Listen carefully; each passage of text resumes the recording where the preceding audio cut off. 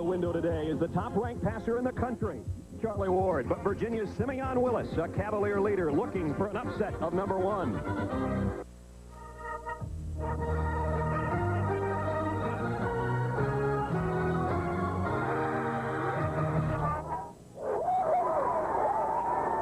The Cavaliers of Virginia off to another 5-0 start in 1993. To get win number 6 will be a tough task in Tallahassee, Florida. It's a battle for ACC supremacy. As you take a look at the standings, Florida State atop the heap. Virginia with a 3-0 mark. North Carolina has beaten Georgia Tech today. Clemson lost to Wake Forest. That's how the top 4 look in the ACC. And hi, everybody. I'm Brad Nessler with Gary Danielson. Welcome to Tallahassee, a battle of unbeaten. The ACC crown's on the line. Should see some offense today, Gary. We've got the number 1 quarterback in the ACC, tops in the country in passing efficiency. As coaches say, poised, unflappable, all of that. Sounds like a lot, but that's the other guy. He's going to be a Heisman Trophy candidate, Charlie Ward. But some breaking news about Charlie Ward. He has not practiced this week.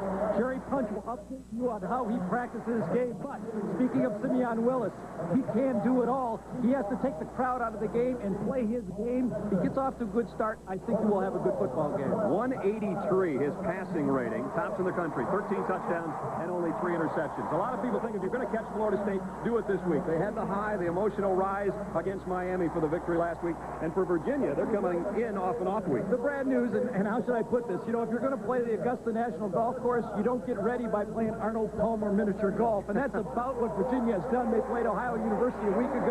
But to win this football game, their offense is going to have to come through. They're going to have to score points. But most importantly, their offense is going to have to shut out Florida State's defense. They haven't scored as much as their opponents. But when they get inside the 20, that's the key stat in this football game. As you can see, Virginia has been very effective. 18 possessions, 15 touchdowns, but Florida State just doesn't let anyone score inside there, and you don't get there very often. Interesting game. George Welsh has said his team has not been tested. Will they ever be tested today, though? The number 1 team in the country, the Seminoles of Florida State, off to a 6-0 start. They try to make it number 7 against 15th-ranked Virginia when we come back.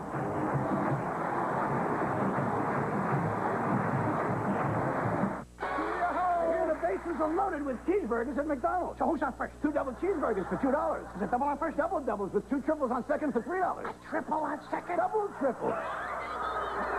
Thanks to McDonald's Double Plays, you can get 2 double cheeseburgers for $2, 2 triple cheeseburgers for $3, and a great deal on a triple cheeseburger extra value meal with Coke and fries. That's what I said at first. No, at first the 2 double cheeseburgers. What you want is what you get at McDonald's today. Safety is something we all think about. Buick has considered the subject from many angles. So, for frontal impacts, Buick Regal offers a driver's side airbag. And for side impacts, Regal meets 1997 government safety standards right now. 3 years in advance. Why has Buick put so much into Regal? Because you put so much into Regal. Regal from Buick, the new symbol for quality in America.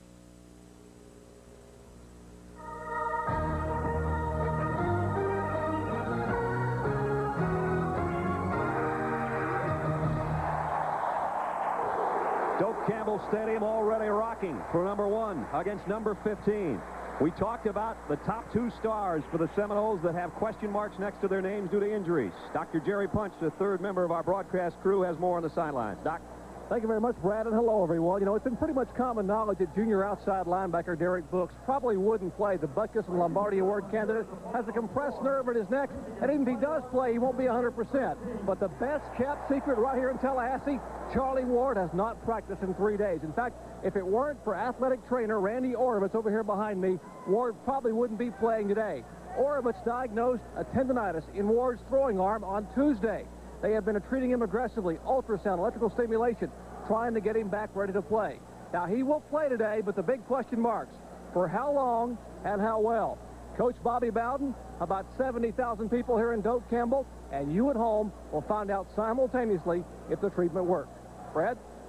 Bobby Bowden today would move into a tie for 6th place all-time in coaching victories with Bo Schembechler if he gets number 234 here this afternoon. His counterpart, on the Virginia sideline. What a marvelous job he's done. In his 12th season, George Welsh at Virginia, and his team again off to a 5-0 mark as they were a year ago. They climbed as high as 10th in the country last year. Virginia won the toss, deferred, so Virginia will kick. And Florida State has only 7 kickoff returns all year. Think about that. Being a kickoff return man for the Seminoles is like being the team barber for the Philadelphia Phillies. You know, you just don't get a lot of work. When you don't give up points, you don't tend to have the opposition kick off very often. And they might not get one here. I would be surprised if Virginia kicked it all the way downfield. I look for a high pooch punt around the 20-yard line. Kyle Kirkcaldy will kick for the Cavaliers. 3-0 in conference play. Florida State unbeaten, coming off the big victory over Miami, and 4-0, and the defending Atlantic Coast Conference champions.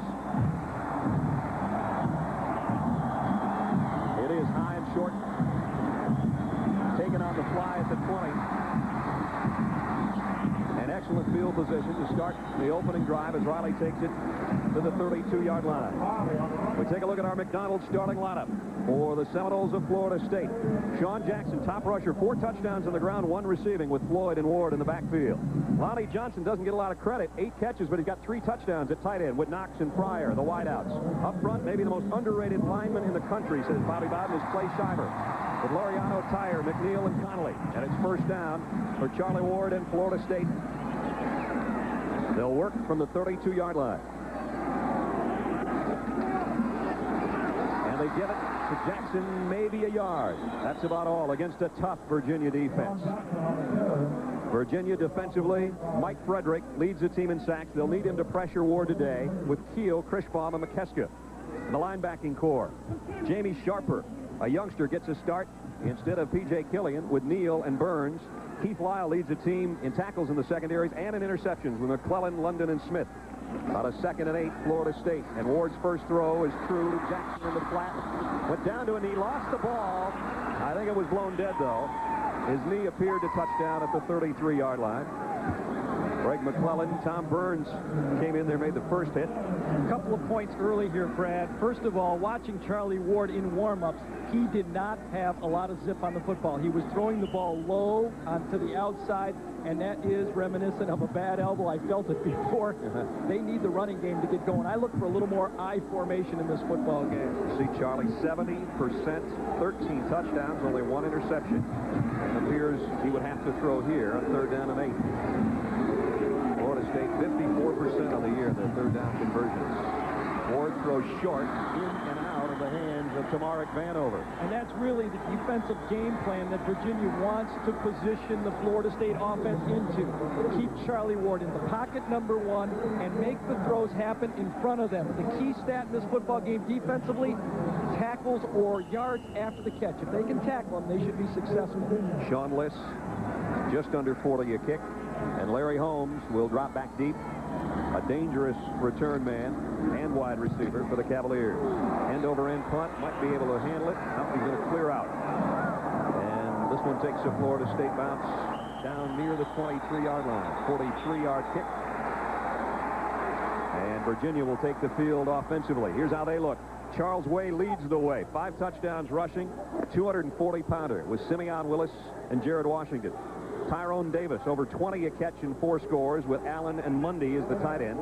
Mark Dixon, they liken him to Jim Dombrowski and Ray Roberts when they played their position so well on the offensive line, with Reed, Heath, Collins, and Slocum up front for the Cavaliers on a first down from the 23-yard line. And there he is. He's alone, and he's still on his way all the way out to the 39-yard line. 16 yards. He looks like a buffalo. Got a first down for Virginia. Florida State's defense will get a wake-up call right there. Up front. Game plan going into this game, run the ball between the tackles. Virginia does not feel they have the outside speed. If the fullback is successful, that'll take a lot of pressure off Simeon Willis. First down, the 39-yard line.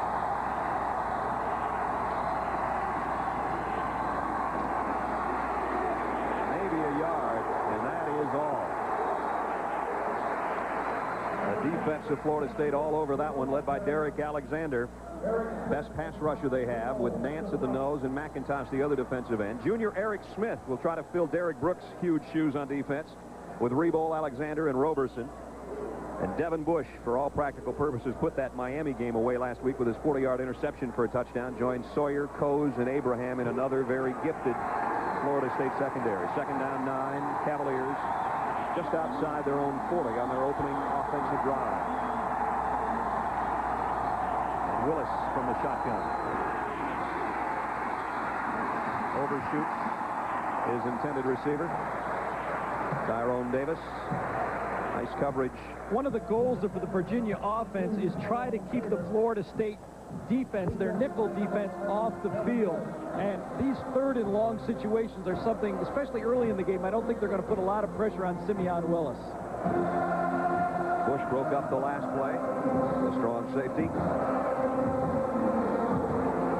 And Willis gets the play from the bench in the person of Larry Holmes. Brad, when we talked to all the coaches, both Coach Welsh and Bobby Bowden, they were impressed with the accuracy of Simeon Willis.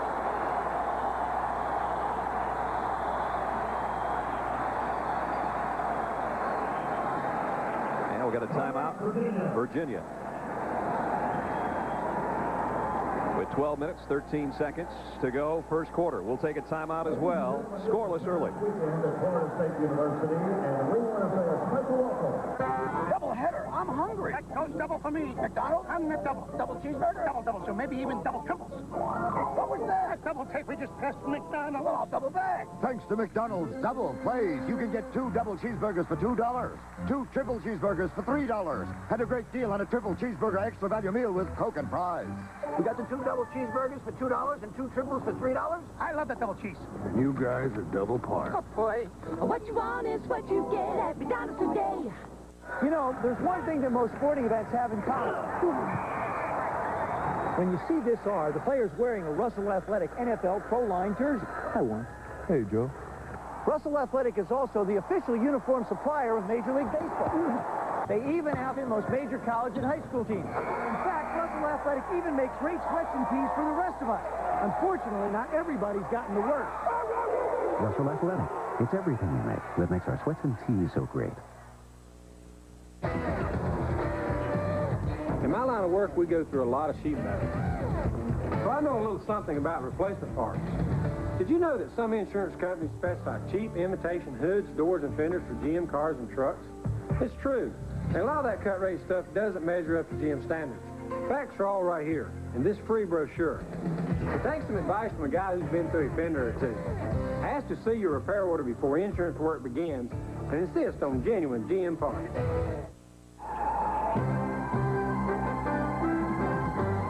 ESPN's presentation of CFA football is brought to you by Buick and your local Buick dealers.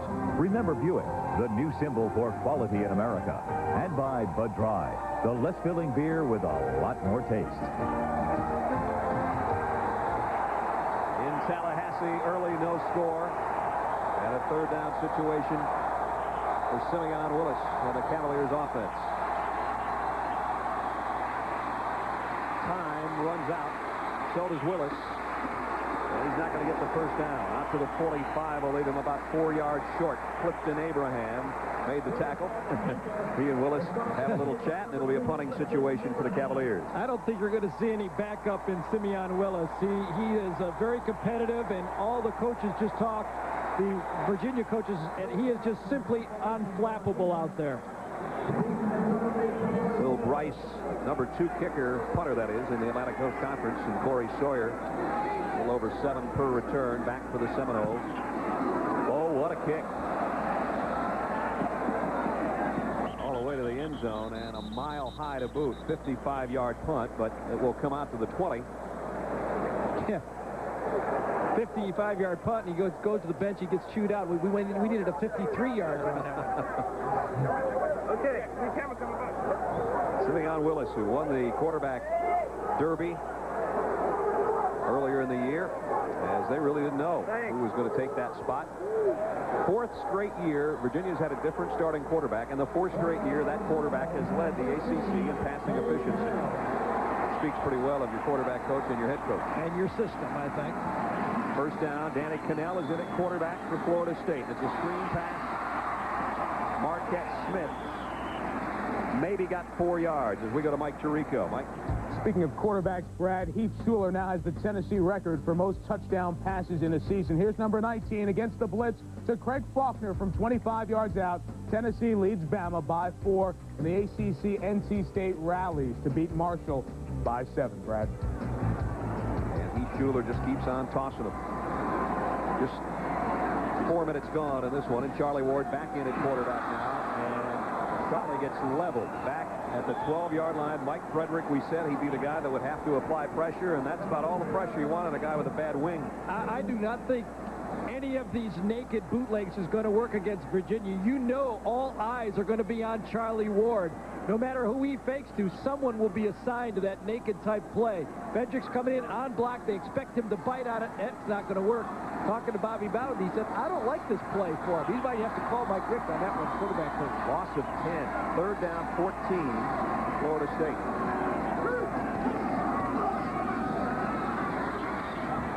Ward took another big shot, but he got the ball to Tamarick Vanover, and we'll see you tomorrow. Touchdown, Seminoles, 86 yards.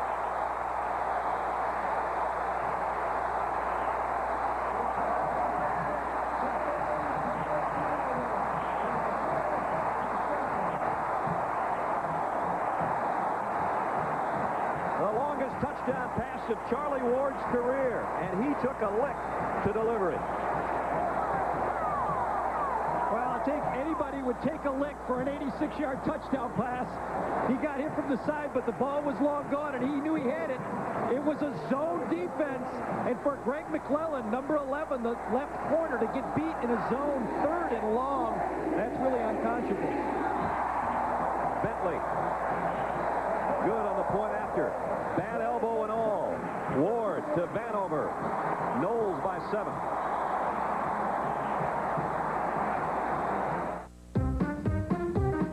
La la la, la la la. La la la la la la la.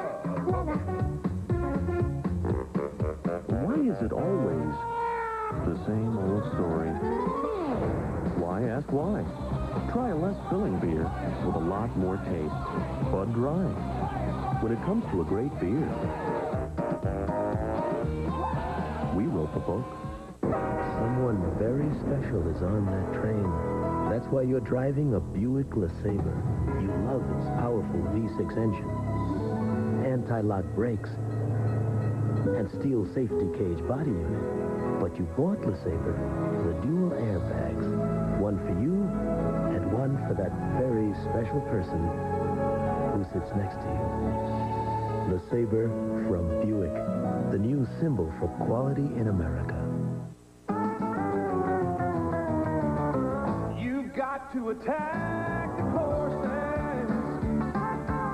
You've got to master the machinery. You've got to use all your resources. It's not really that difficult to earn the name Goodwrench. All it takes is all you've got. Goodwrench, raising the standards of performance on the track and in your GM dealership. The Irish test their luck against the powerful running game of the Cougars when Notre Dame visits BYU next on ESPN. Charlie Ward, 86 yards to Tamarick Vanover.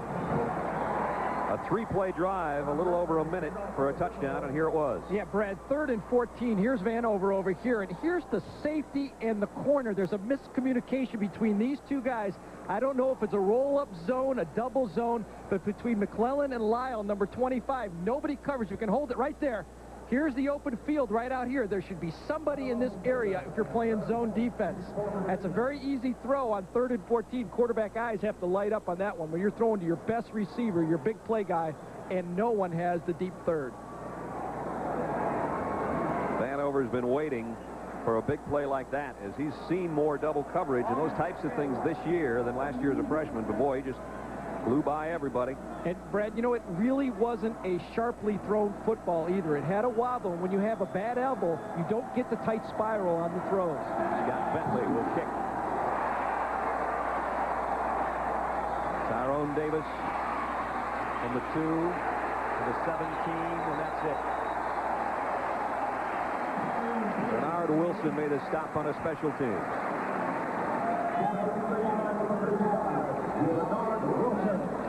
So Virginia takes the field for the second time. There's Derek Brooks, who we do not expect to play today due to that cervical burner that he's suffering from. Yeah, and why do I get the feeling that if this was Notre Dame, he may be running out on that field? I agree with you. Eric Smith in there in his stead. 1st and 10, Virginia at its own 18-yard line. Smith on the outside where Brooks would be. Swing out of Willis trying to move his tight end, and now there's motion on the left tackle. Jim Reed to make it 1st and 15. I don't think anything upsets a coach more than to have a team come off the field on 1st down and not know the formation. Jim Knight, our referee. A trademark of Coach Welch's football teams is that they do not false start, offense, 1st down. They do not beat themselves, and those are the type of long yardage situations. Now it's 1st and 15, and Florida State has a much bigger package when they're in their nickel, and they're going to force them in your nickel with those types of mistakes.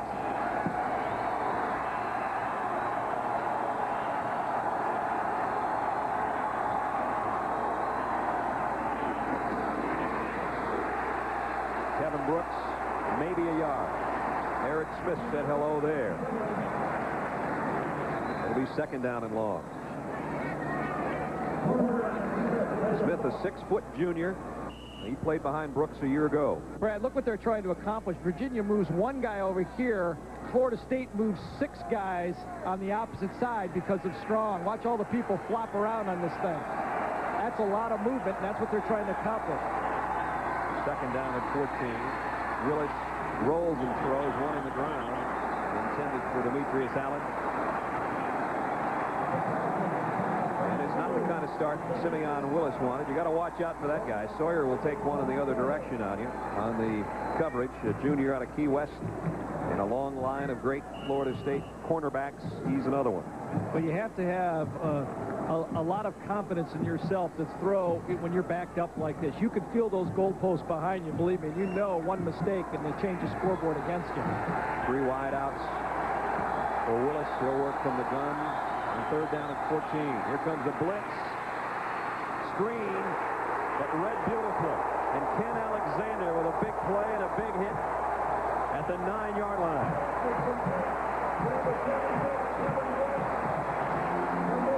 Still a safe call. I don't know if you can beat Florida State with safe calls. You're going to see Rebo coming from the outside. He's on block, the busted assignment.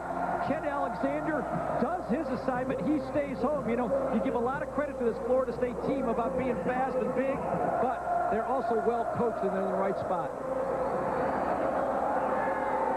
Florida State, a great special teams unit as well. Last time it was a 55-yard kick. This time it's going to go out of bounds right near midfield, only a 40-yarder, and Florida State great field position on offense after we check in with Mike Tirico. Michael. Brad, to the Pac-10, where this is Washington's only trip into the Rose Bowl. They're playing UCLA. Wayne Cook backed up to J.J. Stokes to spin. The defenders of the Huskies kind of getting each other's way, but would they have caught Stokes? His 10th receiving touchdown on the year. UCLA back in it, now trailing by 8 at the quarter. And I'm stoking, huh? Wow. 8:38 left here, 1st quarter. Florida State by 7. Canal at quarterback again. Throws over the middle. Lonnie Johnson, the big tight end. Broke a tackle, lost the ball. And let's see who's got it. Well, I'll tell you, Virginia thought they had all over that, and Florida State comes back up with that football. It hit a Virginia player, I think, right in the chest. Somebody's knee or something. Yes, you're right. So fortunate for Florida State that they didn't lose it there. Cannell comes in off the bench like the designated bunter. He comes in and throws a short little screen or a pass. Let's see, you see it bounce right there. Comes off.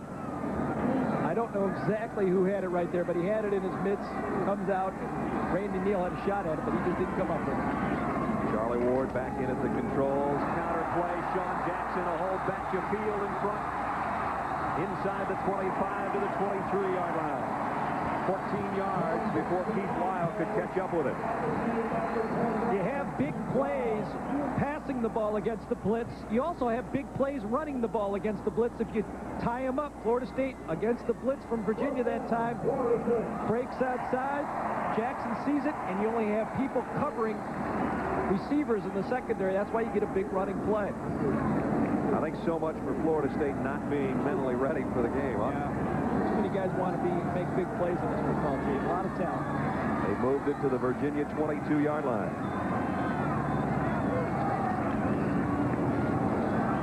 Jackson this time, not much. Back to the line of scrimmage where Mark Krishbaum made the tackle. Sean Jackson, the leading rusher coming into this one for Florida State, and a 98-yard game a week ago, including a 69-yard touchdown romp.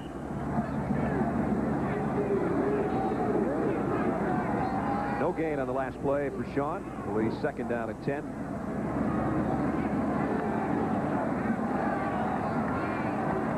7 minutes, 10 seconds left first quarter. If you just joined us, Florida State leading 7-0 on a long Charlie Ward to Mark Vanover touchdown pass. Jackson found a hole in the middle this time and got to the 15-yard line, short of the first down by a couple. Killian in on the tackle. Kind of got a kick out of talking to Bobby Bowden yesterday. It's always fun to talk to him, but he said, you know, I watched the films when we were back in that I formation. It's kind of boring watching it. You know, I like the fast break offense. That's why we feature it more and more. But I'll tell you, to have two weapons, the fast break and the I formation running game, quite an offense. Third down at 2. And Ward from the shotgun at the 15-yard line. Now they drop back into the I. Gary talked about the fullback Floyd bangs his way to a first and goal. Randy Neal holding on for dear life with Krishbaum. There's another unsung type of football player, specialist on the football team. It's William Floyd. He's got great intensity when he plays the game. Like all Florida State football running backs, he can catch the football and a great blocker.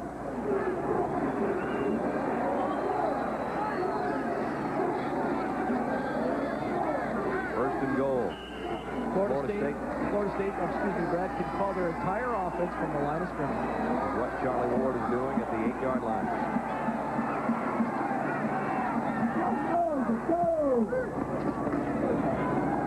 Jackson is going to lose yardage. Nice job defensively. Krishbaum in on it again, along with Frederick. Frederick's had a good start, but so many weapons on this team. When we talked to Rick Lance, defensive coordinator for Virginia, he said, we asked him, what do you look at when you see this team? He says, a lot of talent. And a lot of Charlie Ward to Tamarick Vanover. That time, got it closer. Still going to bring up a third down and goal at the 5-yard line.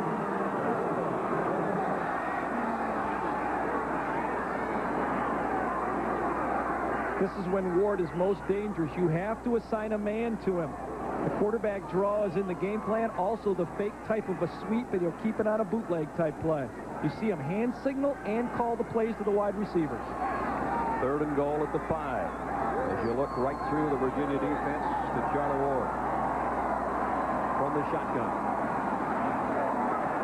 In the flat, man wide open is Jackson, touchdown.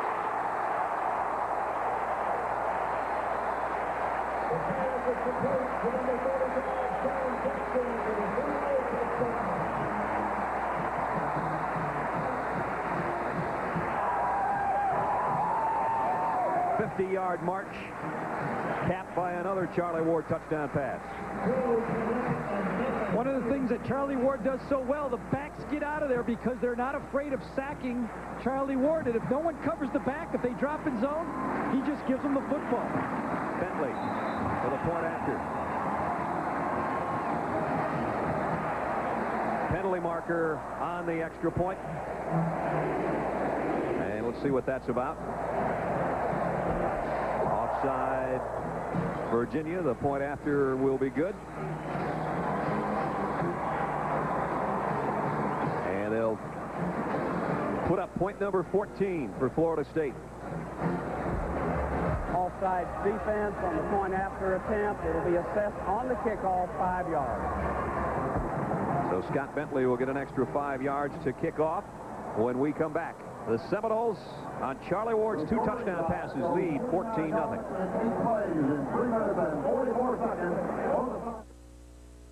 It's better than an invoice sale. It's here. Bigger than an inventory reduction. It's huge. It's Roebuck Parkway Dodge's October Marathon. It's awesome. With savings up to $9,000 off the sticker on 94 conversion vans. Right now, drive home a 94 conversion van for only $17,988 or 0 down and $298 a month. 20 raised top vans under $20,000. Plus, get special discounts on 94 caravans. With conversion vans, only $17,988 or 0 down and $298 a month during Roebuck Parkway Dodge's October Marathon. It's awesome.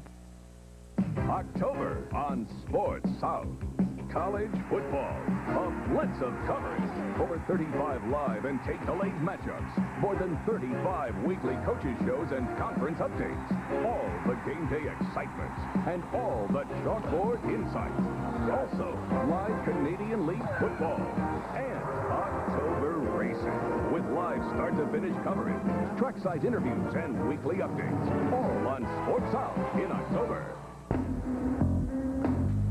I'm an Australian kid. Being physically active is in my skin. There are days where it's more intense, and there are days where it's less intense. But I'm always active. It's not a fad. I don't do it in order to keep in shape for business. I do it because it's part of me. I think in life it's really important to be a player and not a spectator. Sometimes it's difficult, but it's worth it. ESPN2, people who do. Sean Jackson from Charlie Ward, 5 yards and a touchdown, 14-0 Seminoles. And Bentley, a busy kicker early. Holmes and Davis back deep. Davis from the 5-yard line. And again, he has to plow ahead just to try to get to the 20. Let's take a look at the breakdown in this defense from behind here as he snaps the ball. You're going to see the wide receivers go deep and the fullback right to the left of Jones right here just flare out to the side. But watch the breakdown. If you can stop it right there, guys. Look, when you're playing zone defense, you can't have 2 linebackers together. You have to distribute them evenly across the field. That's the breakdown. Ward reads it, delivers it to his fullback, and that's pitch and catch for a touchdown. Charlie Ward, who knows his options out there, reads them quickly, and always has somebody like Jackson out there in that flat, has already thrown 2 touchdown passes today. Simeon Willis, deep middle, man wide open. Aaron Mundy, the tight end. And Virginia in Florida State territory all the way to the 36-yard line. 45 yards, Willis to Mundy. Well, we were wondering when we were going to see the misdirection. Lee Corso in the pregame said that they're going to feature misdirection, and Tom O'Brien gave it a little bit of misdirection that time, and no one covered the tight end. When you're playing a very aggressive defense, watch these linebackers. They're all over the football. Everybody wants to be the hero now for this team. They smell blood. Give them a little bit of misdirection, and Mundy is running in space. Hard not to miss a guy that wide open, Gary, but the coaches, both sides of this field today, talk about the accuracy of Simeon Willis, and he put it right where his tight end could take it in stride and pick up big yardage. From the shotgun, first down. That one knocked down at the last instant by Corey Sawyer. He's another good one. He said, no, don't come this way. And Corey Sawyer that time read Simeon Willis. He waited, he held off as long as he could, and then when he started to deliver it, you're going to see the bottom of your screen right here. Watch, he gives him some space. He says, please throw to my man. Please throw to my man. I want a pickoff right here. Just like when you used to play in the streets. Throw it to, I could get the interception. Guys like Bobby Butler, Leroy Butler, Deion Sanders, the list goes on and on with the corners that have played here. Sawyer, another Thorpe candidate in that type of mold. Yeah, you never get any interceptions if you cover them too close. That's right. Kevin Brooks down to the 30-yard line, or it's going to bring up 3rd down and 4.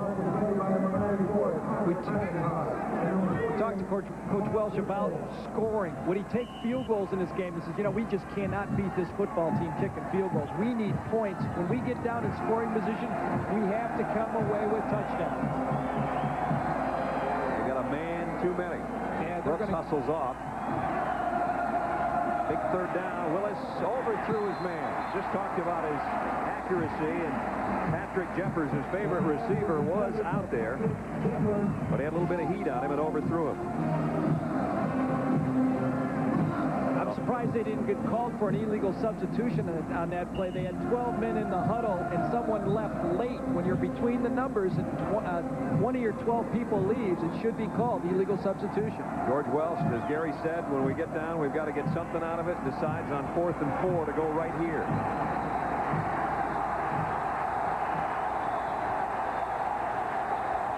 Florida State loves to blitz in this situation. And their fans will let you know if the Cavaliers can get 4 yards. Deep ball for the home run, and he overshot his man. Incomplete, very close, intended for Tyrone Davis. You wonder if that was the primary man. They needed to pick up a 1st down. You knew it was going to be man-to-man. You'll see in the background, Davis is wide open, but behind him, Larry Holmes, number 20, was wide open for the 1st down, and a much easier throw also. So the Seminoles take over on downs.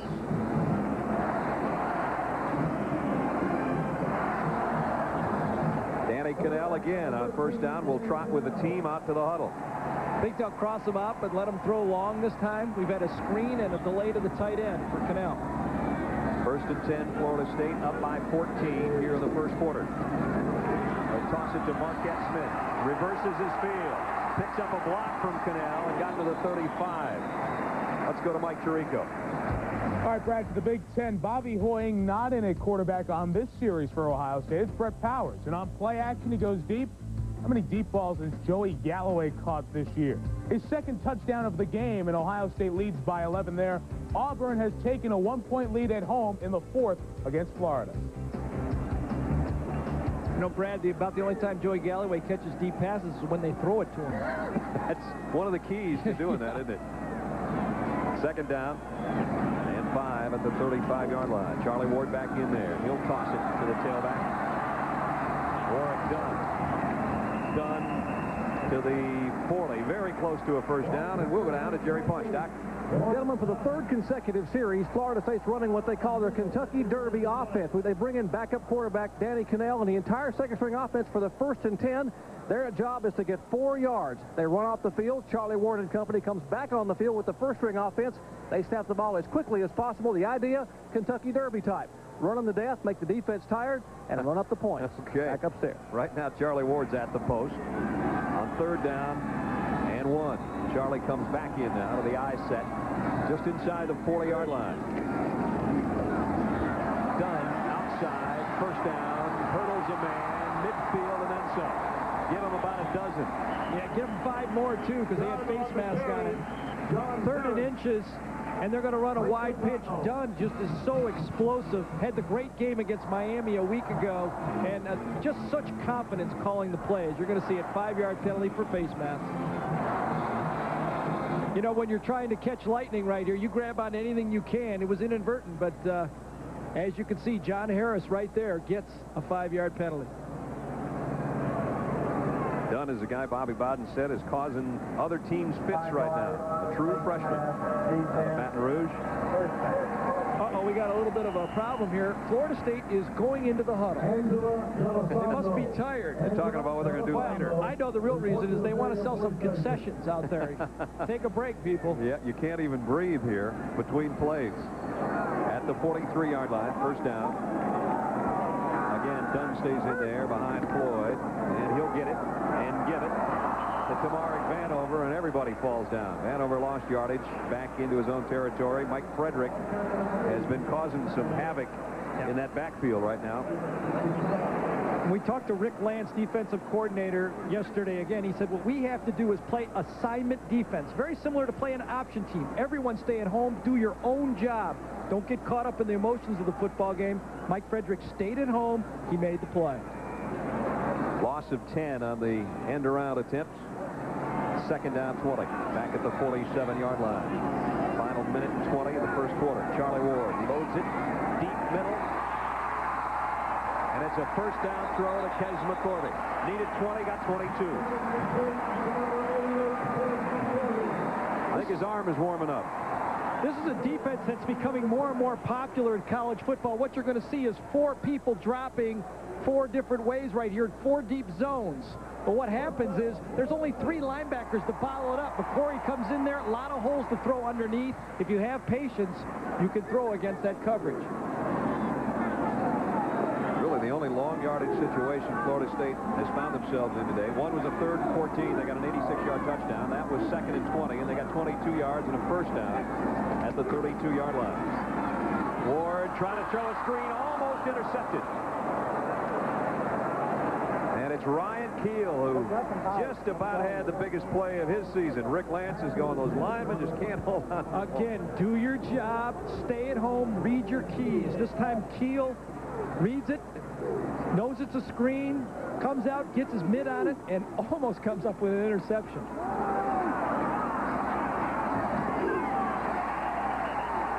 Hanover says catch. So does the official.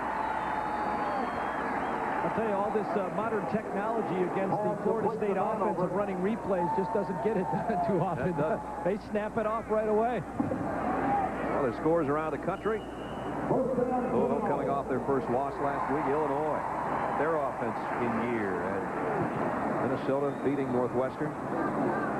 Here it's 14-0 Florida State. And get a first down at the Virginia 20-yard line. Frederick's offside. Free play. They whistle it dead. Apparently. Now they do. They had not whistled it dead. Randy Neal comes in and levels Marquette Smith, but he's just doing his job. Fans are booing, but they did not whistle it dead. I may have said that, but I think they were kind of waiting for it. Take a look at the 25-second clock right there. That's not very useful in this game when Florida State has the ball. That's like the shot clock for Loyola Marymount a few years ago. Outside defense, wide ball. They walk off 5 to the 15-yard line. 3rd penalty against the Cavaliers.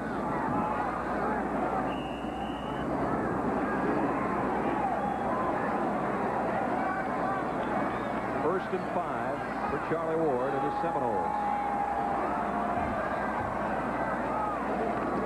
They give it off to Floyd. Cuts back against the grain and gets close to the 7-yard line, where it's going to be first and goal. That first and goal will have to wait as they'll switch ends. And the first 15 minutes has belonged to the #1 team in the country. 15 minutes and 14 points. Reincarnation. The belief you can come back is just about anything.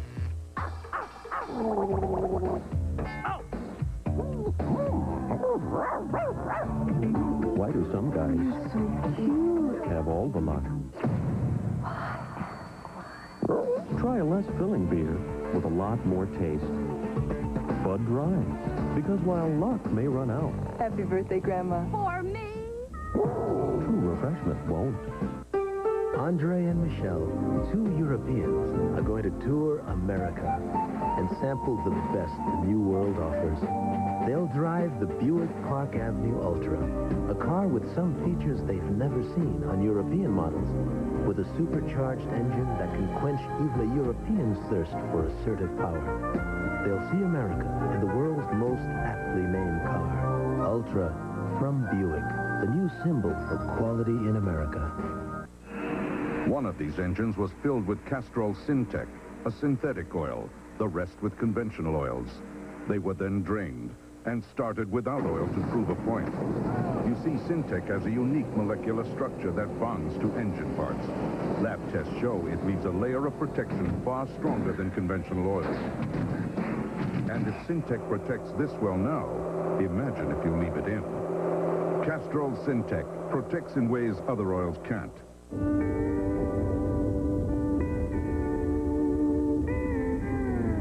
It's chasing after something you may never catch. It's hit or miss. And some days it's more miss. It's disappointing. It's dangerous. It's never, ever boring. In other words, it's exactly like a cowboy's life. At Wrangler, we know cowboys. Our jeans were invented by them. Wrangler, the Western original. At BASF, we don't make the meal, we make it healthier. We don't make the lotion, we make it smoother.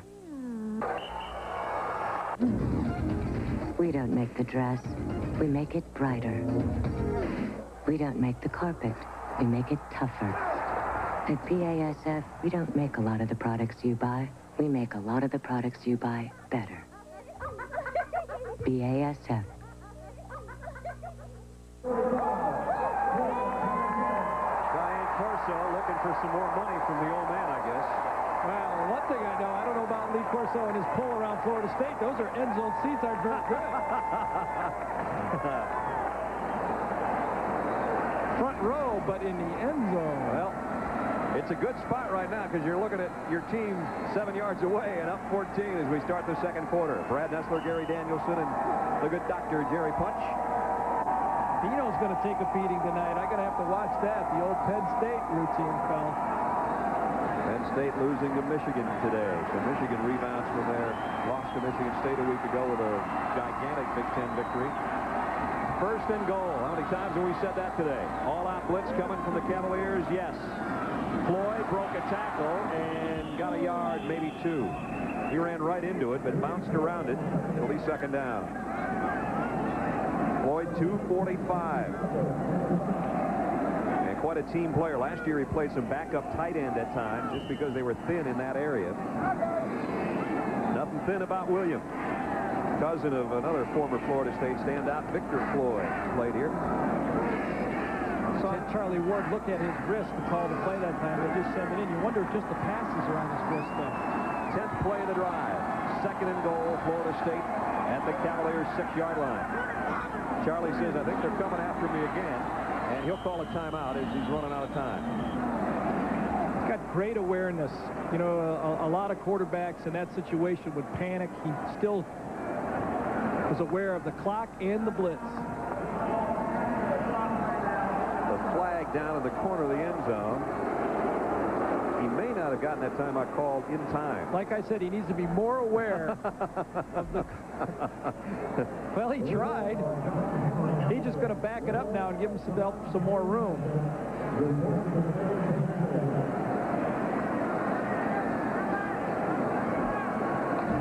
Dead ball, 5 yards, delay of game. There is no charged timeout, only a penalty.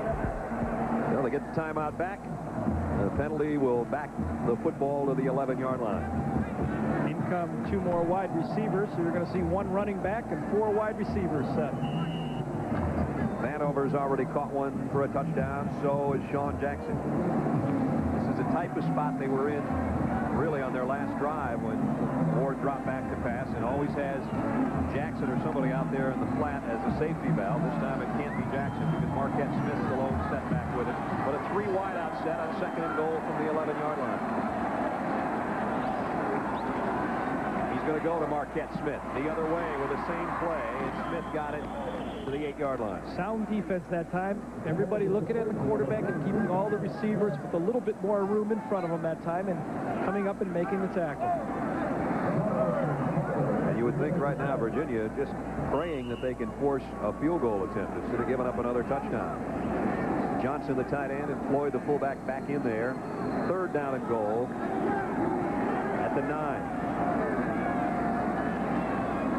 14-0 Florida State as they look to add more to that 2-touchdown lead.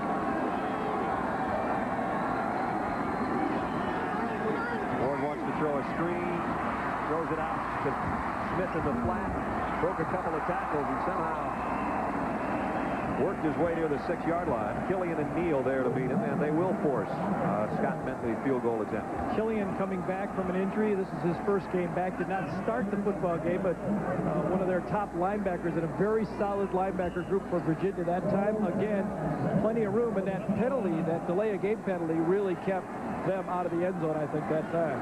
Scott Bentley, the highly touted freshman, has not been perfect this year, but he is 6 out of 8. He's going to try one here from 23 yards out on the left hash. And he's got it.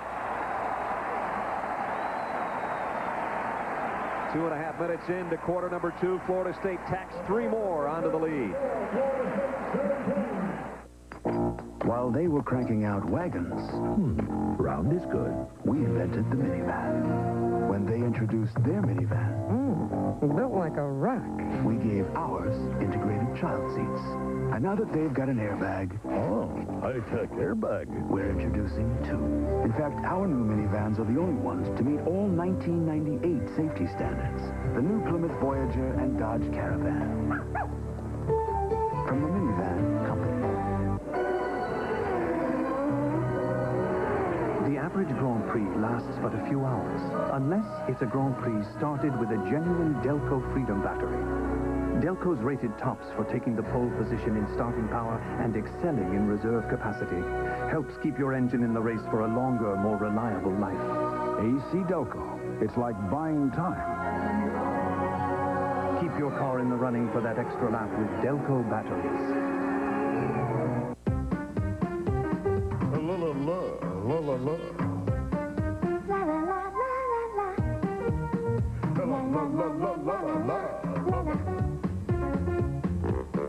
Why is it always the same old story?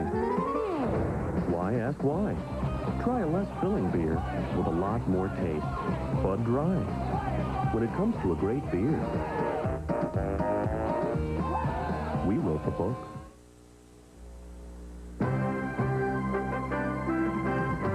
ESPN's presentation of CFA football is brought to you by the New Dodge, a division of the Chrysler Corporation, and by AC Delco Automotive Parts.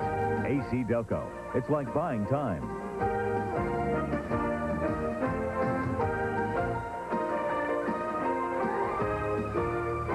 Doak Campbell Stadium, a happy bunch. Renegade's been a busy horse. So's Chief Osceola. It's 17-0. Seminoles leading the Cavaliers of Virginia for supremacy in the ACC. George Welsh Cavaliers shut out so far. That last drive capped by the Bentley field goal. 64-yard march in 12 plays. Bentley will kick, and Larry Holmes and Tyrone Davis back deep. So far, Holmes has not been able to get his hands on it. And he won't get this one either. And Virginia will not bring it out. Touchback. They'll work from their own 20-yard line as we go to Mike Tirico. Mike. Brad, 2 of the big 3 in the Big 8. Colorado at Oklahoma. Buffs up 13-0. Lamont Warren, he's going to throw just barely before his knee hit the ground. Charles Johnson already on his knees. What a great catch. Great play. Bringing Oklahoma to their knees a bit. Alabama's now up 2 near halftime. That was a great toss, huh? Just like they drew it up, huh? Yeah. Did you send McCarty that play? Or? Simeon Willis, 2 out of 7 passing so far today. Whoops, now he's 2 out of 8. Penalty marker down. And we'll go to Jerry Punch. Jerry? Thank you, Brad. I'm with the former Cavalier and current Miami Dolphin rookie running back Terry Kirby. And Terry, as you're watching your Cavaliers play here, what do they have to do to get untracked offensively?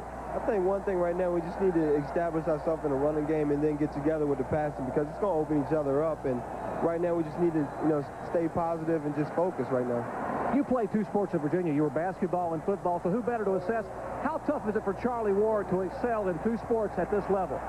It can be done. I think he has the capability of doing it, and being a quarterback is not as hard as being a running back on you, and he's been able to do it. He's been successful so far, so why not keep doing it? Big loss for the Dolphins. Dan Marino came out last week with an Achilles tendon tear. How will that change your offense? Will it put more pressure on you and some of the other backs? I I don't think so. I think Scott Mitchell's going to do a heck of a job. And one thing we got to do is kind of assess and, get ready for him and get comfortable with him. Terry, you had the opportunity to play with two of the most successful coaches in football at college, George Welsh, and now with Don Shula there at Miami. Is there a common thread, a common denominator that lets those two guys be successful? I think one thing is they're positive coaches. They're coaches on the field, and they come up to you and they'll talk to you, and they don't not just with one portion of the team, they're with the whole team, and that's the key. Perry, thanks a lot for joining us. We appreciate you coming down as Virginia trying to move the ball deep in their territory, Brad. And having a tough time doing it on a second down and 21. Terry Kirby, great player, over 3,300 yards, all-time leading rusher for the Cavaliers, and I don't think I've ever seen Don Shula gush over a rookie like he did over Kirby in training camp this year, and they're going to need him and Scott Mitchell and a lot more with Marino down, that's for sure. Kirby did not play in this football game a year ago. He was injured for this football game, and they probably needed him in both games. They need something. It's 3rd down and 17.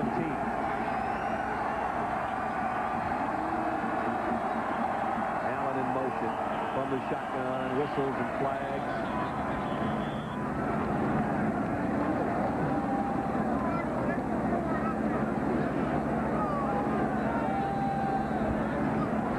Illegal procedure against Virginia will make it 3rd down and 22. You just can't play on your end of the field and have this kind of penalty situation and long yardage against a defense like Florida State. Well, I really think that the early schedule, the lack of competition early in this season is really working against Virginia right now. This game is at a different tempo than they're used to.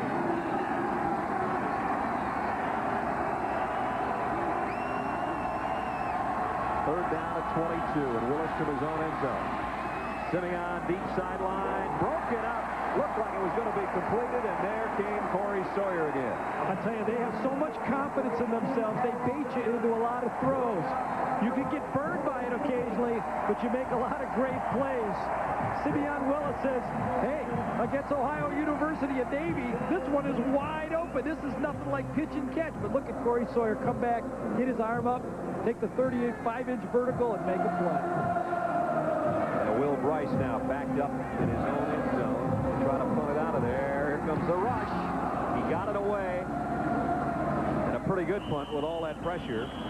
Fair catch taken by Sawyer at the 48-yard line. 39-yard punt with a lot of heat coming on the Virginia punter.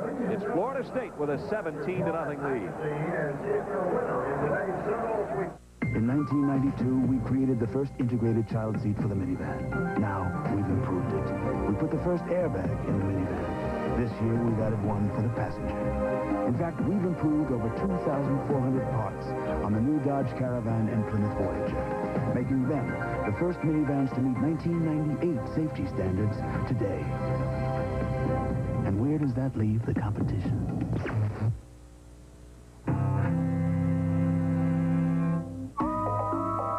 A safari rarely lasts longer than a few weeks, unless it's a safari maintained with genuine AC oil filters. Because over hill, dale, and wadi, no other filter can track down, trap, and capture more dirt. So, AC oil filters keep your engine in the hunt for a longer life. AC Delco. It's like buying time. When it's a matter of survival, it's AC filters. How does your Genie screwdrive door opener work? Push the button on the garage and the door opens just like that. As opposed to a chain, and if you've ever seen a chain on a bicycle, you'll know that a jerk, jerk, jerk, jerk, Genie screwdrive, built for a lifetime. Coming over the hill, Sarge. Hit the line, boys! Big place. 2 square feet of pizza and a tasty new crust, all for $10.99.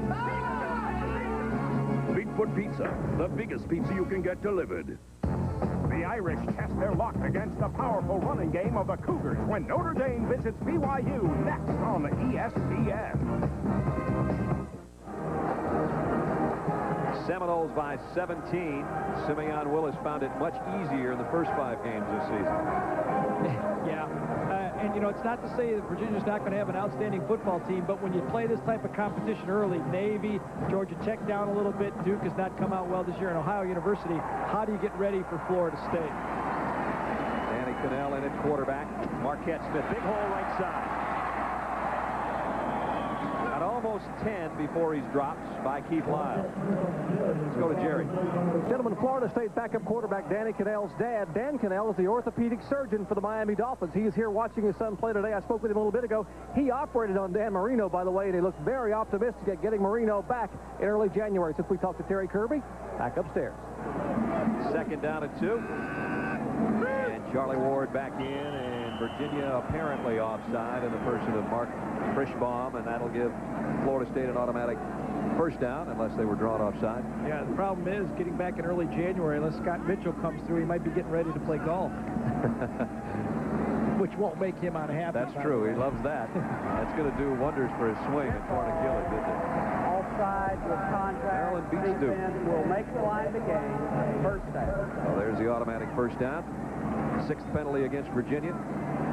Virginia needs some type of a big play from their defense and turn it around, and that is their hope to get back in the football game. They need a turnover.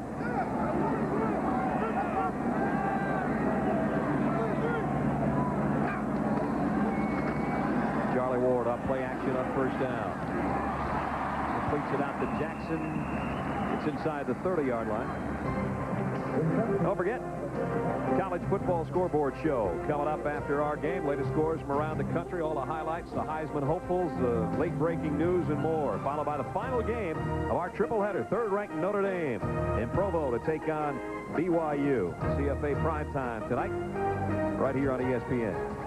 Second down and 6, Florida State at the Virginia 29-yard line with 9 minutes, 10 seconds left first half. And the Seminoles with a 17-0 cushion.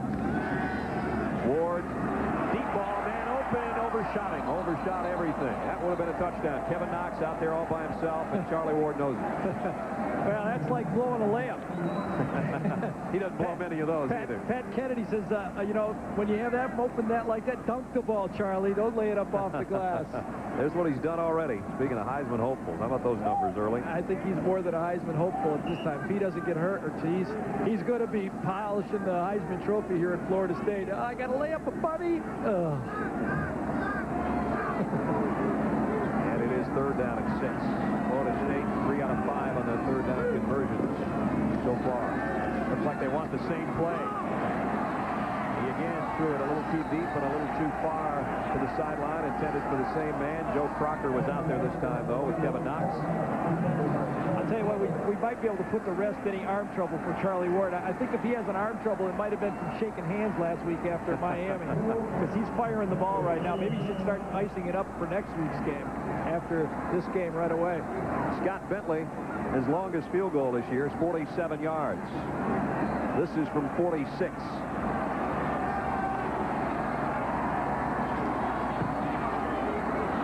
I don't think it's got enough on it. Nope, and it's wide right. And they hate those words down here, but that's the case. Came across and hit his leg on that one, though. They're going to get a penalty on it. Virginia, just what they don't need. Running into the kicker. And now it changes the situation, becomes 4th down and 1. Coming up here from the right side, you're going to see him come along, split, lay out, and boy, that's really questionable right there. That's about as lame as you can get a roughing the kicker. Bentley walked right in, and Carl Smith came in and did it perfectly. 5 yards, running into the kicker, defense, still 4th down. The reason I said it changes the situation a lot is because it's 4th and 1, and here comes the Florida State offense. When you're up 17-0, and you get a freebie of 5 yards to make it 4th down and a long 2 feet, and you've got an offense like this, why not try to get more?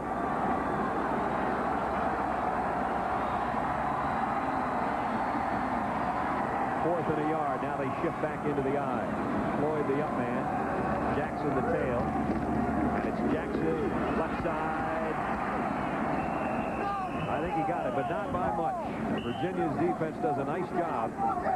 Jamie Sharper and Mike Frederick are out there. This one might take a measurement. I tell you, Mike Frederick is beside himself. That time Lonnie Johnson, number 85, the tight end, was the man assigned to him blocking him, and he has been crying for holding the whole game. Not Lonnie Johnson, Mike Frederick. Lonnie Johnson got away with one there. change will come from the far side. Virginia in definite need of a boost some way. And they get it here. They hold by inches. Virginia ball. Boy, it looked like he made it easily on that play, too. It was only fourth at a couple feet, and it looked like they had a very positive play. You're getting the shot tonight's appearance by the Blockbuster Video Blimp, part of the 93 maiden tour through the eastern half of the United States. We welcome the Blockbuster Video Blimp and its crew to tonight's broadcast, giving us those great shots from atop Doak Campbell Stadium in Tallahassee, where finally something went right for the Cavaliers, and they get the ball at their own 24-yard line with 8:42 left, first half, trailing 17-0.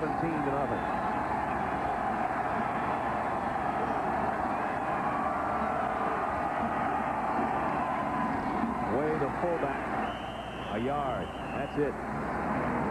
Ken Alexander closed that hole in a hurry. Yeah, Ken Alexander and John Nance, number 57, is the guy who burst in there that time and hit him first, and then Alexander was able to clean up on the play. But John Nance is a nose tackle back from having a tumor removed in his shoulder and playing sound football for him. Goes about 260, very active nose tackle. So the total yardage is fairly almost 3 times as much for Florida State. Nice play fake, flag down, wide open is the tight end, Aaron Mundy, but again, penalty markers at the line of scrimmage.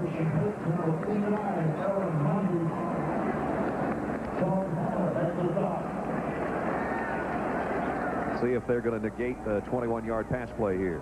Offside, defense, decline. 2 breaks in a row go for Virginia. Well, they earned one of them. Right. They stopped them on the 4th down play, and this time they caught a little bit of an offsides penalty, but you can see the game plan evolving for Virginia. If they can grab some field position, they want to run play action, misdirection, and throw to the tight end. I think that's a sound game plan. They need to also use their backs in the passing game.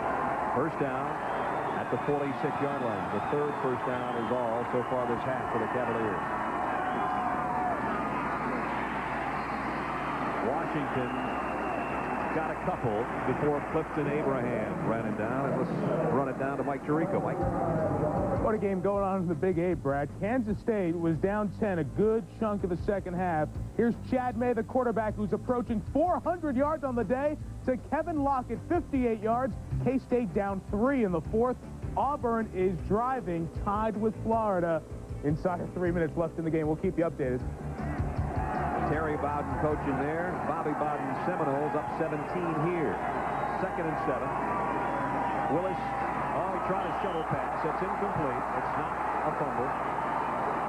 Seminoles think it is, but that's an incomplete pass. Intended for Larry Holmes, I think, number 20, the smallest guy in the pile down there.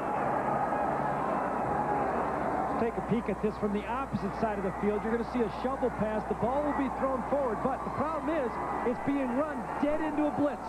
Look at the penetration by the Florida State defense. They got 4 guys behind the line of scrimmage on that play right there. Shovel pass will not work dead into a blitz. Simeon Willis has to be a little bit more aware in that situation and get to another play. Only 3 of 11 for 69 yards for a guy who came in leading the nation in passing efficiency. They haven't picked up a 3rd down conversion yet either.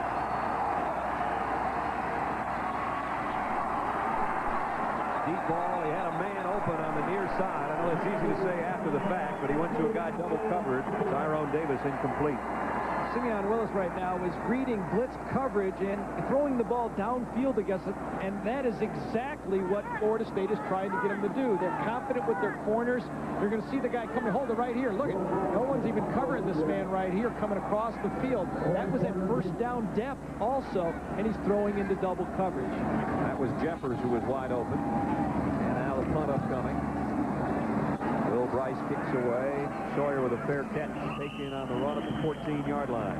Okay. With 6 minutes and 51 seconds remaining in the first half, the number 1 team in the country will be on offense when we come back.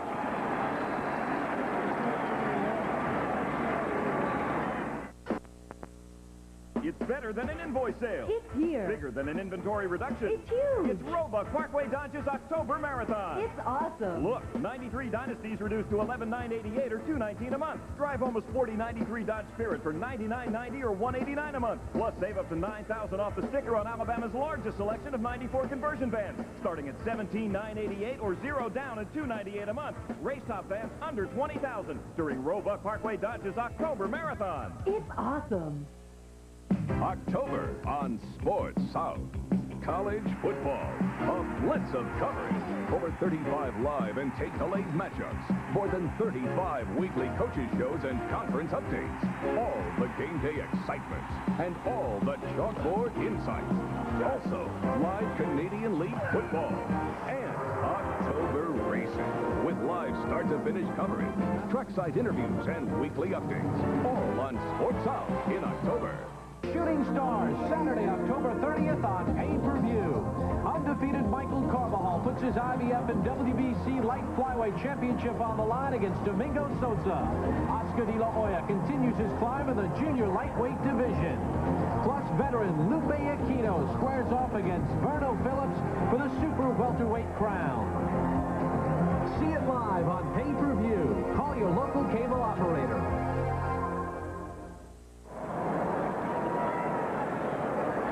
Fog's hanging over the Virginia offense so far today, too. Hi, Mom. That's me right there on the right-hand side in the press box. 17-0 Florida State with Gary Danielson and Jerry Punch. I'm Brad Nessler with 6:51 remaining in the first half. And Florida State back out on offense. This is their worst starting field position of the day. But they have been inside the Virginia 4 times on the afternoon. And there's what they've done in the second quarter of this season. Third quarter's been even better. We'll tell you about that after halftime. Sean Jackson off the right side runs into Randy Neal. Again, 6.5 minutes left to go. Virginia needs a 3 and out. They have to put some points up on the board here in the first half. Now, even a field goal would be helpful going into halftime. I was talking about all those great Florida State defensive backs a little while ago, and I know Terrell Buckley's ears were probably ringing, and we just spotted him down on the sideline here watching the alma mater out to a 17-0 lead. 2nd and 6. Charlie Ward from the shotgun, and now up he comes back into the I set.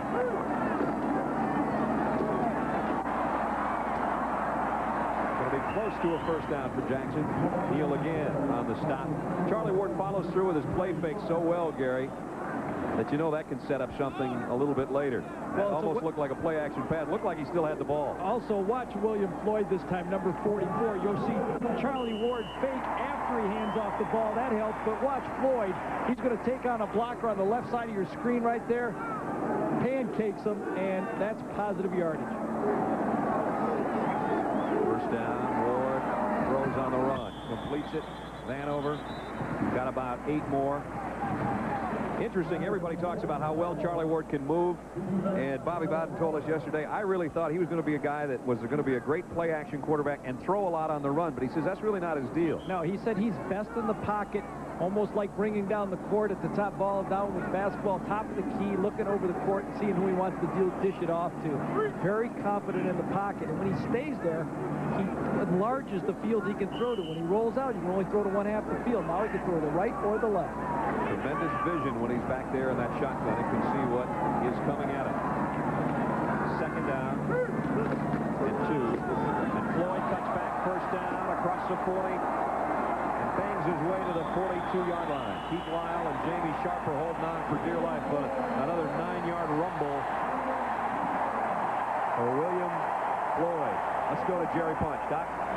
Checked in with Randy Orovitz, a trainer for Florida State, on Charlie Ward's right elbow. Ward has not complained at all. He's playing very, very well. The biggest concern with the tendonitis is not what happens in the first and second quarter, but late in the game when the swelling begins. And tomorrow, they would like to have been able to rest Charlie this week. They have an off week next week, but they couldn't rest him here with the Virginia team as tough as they were, undefeated, coming into the stadium. Back upstairs. See if that holds true in the second half for Charlie if Florida State continues the offensive assault. Here he goes doing what he does best. Gets what he can and does the slide at about the 48-yard line.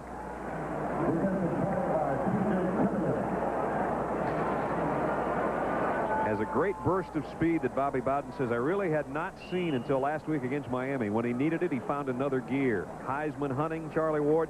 Look at those interceptions last year and this year. Yeah, and I think we saw the turnaround game for Charlie Ward a year ago against Georgia Tech. Right. When they took him out of the game, he came back and pulled out that miracle against Georgia Tech in the fourth quarter. From then on, he's just been unstoppable. 2 touchdown passes today, no interceptions. Tremendous percentage again on the afternoon. And facing 2nd and 5. Out of the flat. Dunn broke a tackle. Sideline move. Oh, man, what a run on the sideline. Somehow, roped it to the 24. He is an impressive-looking freshman, 28 yards.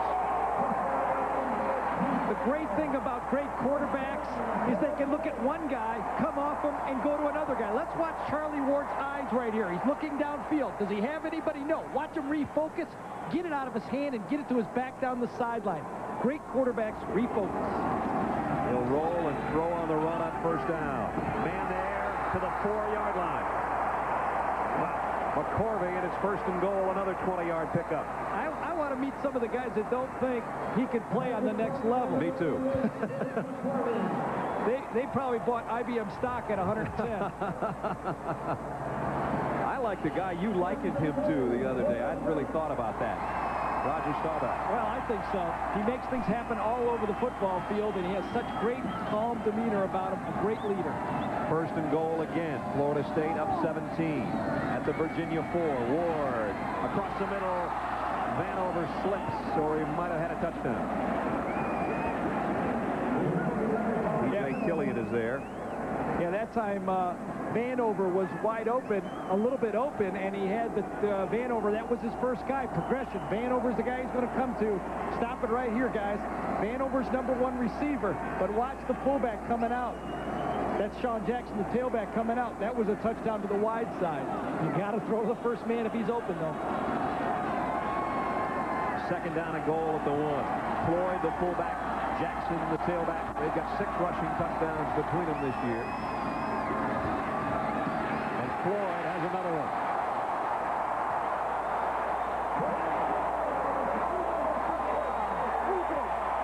Well, there may be a team in Florida that can beat the Florida State Seminoles this year, but I don't know, without Marino, they might not be able to do it now. With all due respect to Florida, that'll be a big game, but this team looks like a powerhouse to me. 3rd rushing touchdown of the season for William Floyd, who bulls his way in to make it 23-0. Scott Bentley to try to make it 24-0. And the top-ranked team in the country looking the part. You know, and Brad, I don't think there's any doubt that this football team might have been looking ahead, a little bit of a downer after a big game last week, but when you have this much talent, you spread it around, everybody wants the ball, and they want their stats, and you just let it go on offense. Boy, and if you're a Florida State fan, you just hope that Renegade doesn't pull a hamstring in this one. He's a busy horse. Don't forget Big Ten action next Saturday. Iowa at Michigan State. Quarterback Jim Miller.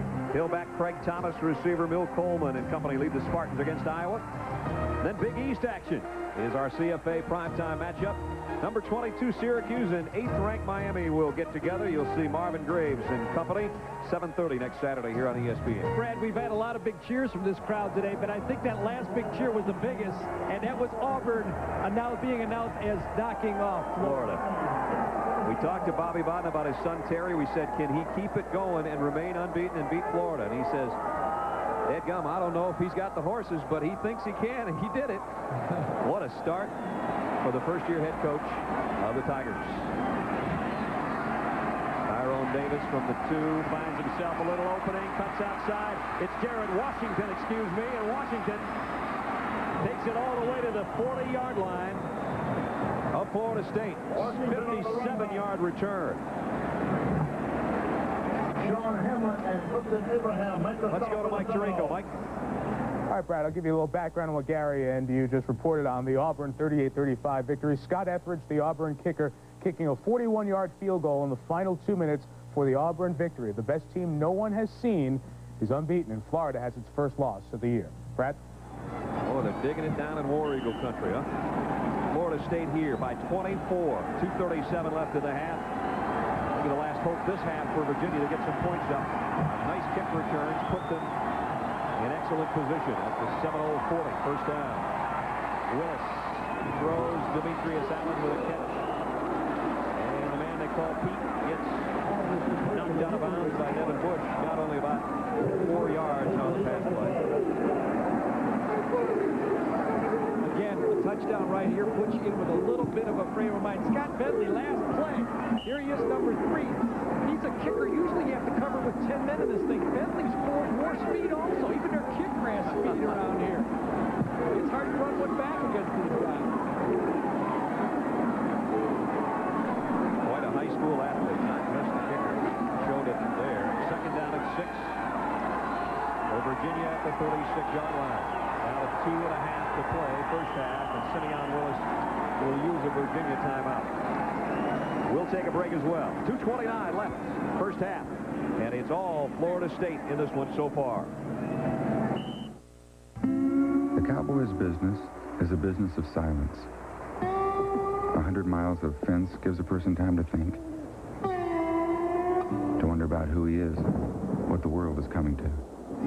Talk to a cowboy long enough and you'll get an opinion on everything. That's because he's had time to think about everything. Yeah, at Wrangler, we know cowboys. Our genes were invented by them. That's why the West is in us. Wrangler, the Western original.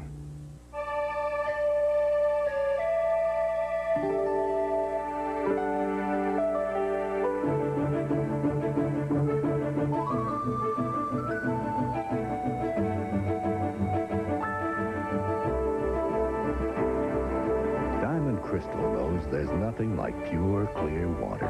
That's why Diamond Crystal makes some of the most advanced water softener salts you can buy. Make your water special with Diamond Crystal. In the year 23,012 BC, Lenny, the traveling salesman, rented the first big round wheel from Thrifty at a nice small rate. Today, you can still get low rates now on cars with 4 wheels. Simply use your Montgomery Ward credit card at Montgomery Ward Car Rental at participating Thrifty locations. Renting wheels at low prices is nothing new to Thrifty. In fact, we invented it. Thrifty Car Rental, historically known for low rates. Coming into this game, Virginia had only trailed 2 minutes and 26 seconds all season long. Now with 2:29 to go in the first half, they have trailed the entire first half against #1 Florida State. Don't forget, coming up at halftime, an upset in the ACC, Michigan and Penn State highlights, Tennessee and Alabama, the big SEC battle, all that and more. 2 minutes, 29 seconds, game time away.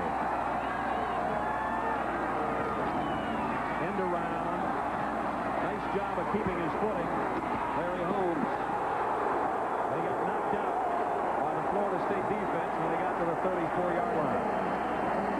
Wow. Let's go to Jerry Punch. Doc? On the Florida State sideline with Casey Weldon, 1991 Heisman Trophy runner-up. And Casey, you're at Tampa Bay. You were here, and Charlie Ward was a freshman and sophomore. How is he different as you watch him today? Oh, we knew he was going to be dynamite then. He was a punter, then for us as a freshman. So I knew I had to work hard to keep my job, and he's playing great. They say he may not be able to play at the next level. You're there. What do you think? Can he play in the NFL? Oh, no doubt. He can be a great one in the NFL, and I look for him to be a high draft pick. Incomplete pass on 3rd and 3, intended for Tyrone Davis. We're visiting with Casey Weldon. Casey, let me ask you, it looks like a Florida State alumni day here on the sideline. There's a bunch of other guys here. Terrell Buckley from Green Bay. Now, you play Green Bay in a week or so in the NFL. What are you and Terrell talking about? I'm trying to get, the coverages from him. He won't give them up, but it's going to be a good game. I look forward to Green Bay coming to town, and Buckley being on the other end. It's going to be interesting. Come on, Buck. Here's Terrell Buckley. Come here, Terrell. Come on, guys. Now you got these guys in a couple of weeks. In a week or so, going to be easy on him. Yeah, I might be easy on him, but we're out there trying to play. Back upstairs, guys. 4th down. Willis, man open and missed him. Tyrone Davis, Sawyer covering. 2nd second time Virginia's gone for it on 4th down in Florida State territory, knowing they have to get points. And again, they come away without any. And that's just a different tempo that Simeon Willis is not used to. He had Tyrone Davis that time open, but he had to throw it before he was ready in that situation, and he was not accurate with the throw. So, you know, a key 4th down play, they come away with nothing, and with 1:35 to go in Florida State, they might put more points on the board yet. At least they're going to get practice running a 2-minute drill here. They've got their full complement of timeouts left. Ward. Oops. Dropped. Kevin Knox thinking about where he was heading and didn't take it with him. 2nd down. Bobby Bowden said that's sort of how this offense was born. Trying to pick up points late in halves and games, and it worked so well. Why not try it early, right? Yeah, we talked about it yesterday. He said we were struggling a bit last year, and we kept noticing that we were scoring every time we went into the 2-minute drill. So we said, well, why don't we try it earlier in the game? And it just kind of evolved more and more as this is the best way Charlie plays, and we've gotten good at it now. 4 wideouts for Ward on 2nd and 10. Trying to get it across the middle to McCorvey. And almost picked off. McCorvey slipped, and Paul London was the closest man. Yeah, he had a blowout on that one because that was right in the seam, and it was released at the right time, but he just fell down on the play. You see Buckley's trying to call plays in the background there. Bobby Bowden with a 24-0 lead has time to at least say hello to his former Thorpe Award winner, defensive back. You can always tell a winning coach, his hat's nice and clean. They never brand throw new it down. every week. Brand new every week. See, Brill hasn't even been bent yet. He hadn't thrown it down once all year. You can ask for all the caps in the world when you've had 6 straight 10-win seasons, you know? Ward somehow escapes 2 Virginia defenders and completes it downfield to the 42-yard line to Matt Pryor. Well, I don't know if that's fair. Great defense, great rush, sidesteps a couple guys, going out of bounds. He's supposed to have a bad elbow, and he rips it downfield for a 30-yard throw and a big game. Look at it from the wide angle. You're going to see the 2 defensive ends. They got him pinched. He steps in between of them, goes out to the right side, and reminiscent of last week, just delivers a great throw. Another nice throw, gets it to Vanover out of bounds with another 1st down. We got to tell Charlie to slow down the plays here. We're trying to help him win the Heisman, and we won't even let us show the replays of his good plays. 1:03 left, and they have quickly moved it down to the Virginia 29-yard line. I figured out what's written on that wristband now. It says, God throws to the right, and then he scrambles to the left, and God throws it left. He's been brilliant so far today. And Charlie will come over and talk things over with Coach Bowden.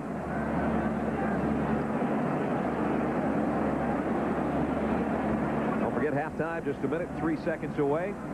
Some of the things you'll see. Michigan with a big road win today. Tennessee and Alabama update. Upset in the ACC. That's one game I thought maybe the team we're talking about had never won at that particular place. We're teasing you here a little bit. But we've got all that and all the scores and highlights 63 seconds from now. Brad Nessler, Gary Danielson, and Dr. Jerry Punch. Doak Campbell Stadium in Tallahassee, where it's been all Florida State #1 coming in, and definitely #1 through the first 2 quarters. Bobby Bowden looking for win number 234 in this one. 8 consecutive bowl victories, those 10-win seasons, 6 in a row, top 4 finishes. And, of course, the national championship, the only thing that's eluded them. And Miami was always one of the biggest hurdles. They cleared that last week with a win, but yet to come.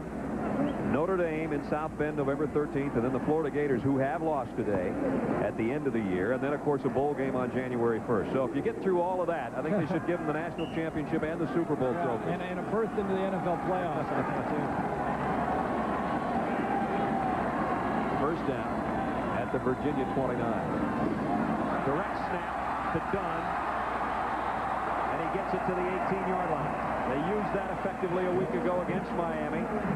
They use it effectively for 11 yards and a first down here.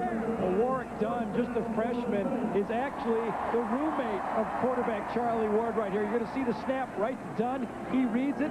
I don't know if he's a better runner than Charlie Ward, but you got to spread it around a little bit. And he makes another big play on a play that offensive coordinator Brad Scott and Mark Ricken, we have to give them some credit because they've done a nice job with this shotgun offense brought with them from the Buffalo Bills. They went up and visited him and took it reminiscent of Thurman Thomas. Timeout Florida State with 55 seconds left. Those plays all work so well when you have those type of athletes. You're not kidding. Don't forget all the latest scores from around the country coming up following our game on the College Football Scoreboard Show. All the highlights. Take a look at how the Heisman hopefuls did. One of them, of course, is here and playing brilliantly. The big upsets, the late breaking news, and then the final game of our triple header, our CFA primetime matchup. The aforementioned Fighting Irish of Notre Dame at BYU, 7:30 tonight. Ron and Mike will be out in Provo to bring you all that action. Triple header day, ESPN's college football. Turned out to be a pretty nice day today. We had rain to start things off. It has stopped, but nothing has stopped Florida State so far. 24-zip, 55 seconds left in the half. And the problem for Virginia's proud football team and their defense is in the second half they're going to face a fired-up second unit that is going to want to do the same thing. Florida State's second unit might be the 13th best team in the country.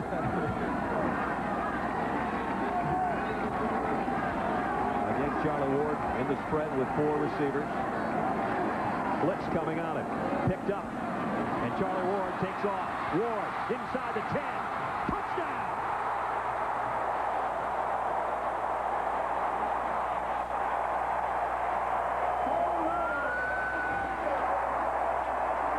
Houdini did pull it off. He is back. Wow. 18 yards. Touchdown, Florida State. I don't think words are needed to describe this one. Just watch a superb athlete make a play.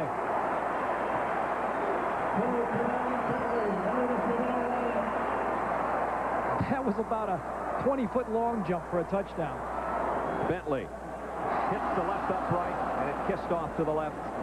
It's the only thing that's gone wrong for Florida State today. I tell you, you're almost speechless watching this guy play. I think you should go ice up his elbow. I'm going to go try to get tendonitis in my elbow, too. Charlie, nice job on that run. 18 yards for another Florida State touchdown. And catching Charlie Ward is like trying to straighten out the federal deficit. It's going to be a taxing process, and you probably never get it done anyway. There's not a college defensive line that can stop this man.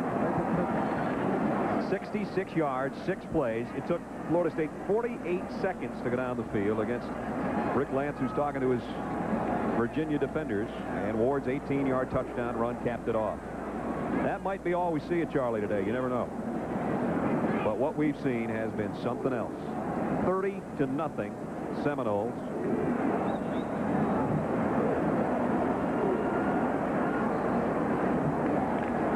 You know, we've seen a lot of great football players in the last 4 years that I've been doing this for ESPN.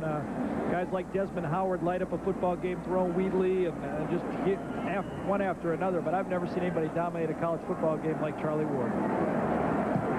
Bentley's kick. Taken near the goal line by Washington, who had a nice return last time. This time, not so lucky. Hit by Ken Alexander, and down he goes. And now we got a little tussle going on, and flags down near the 5-yard line.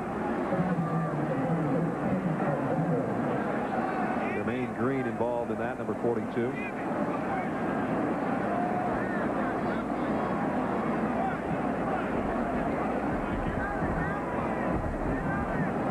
Dead ball, personal foul, red team, first down. It's against Florida State, so that improves the field position, the personal foul. See it after the play. The last one right there is the one they called, and it's going to get them on national television, but I don't think it's going to have much impact on the football game. Well, they moved the line of scrimmage out across the 30 to the 32-yard line. 42 seconds left in the half.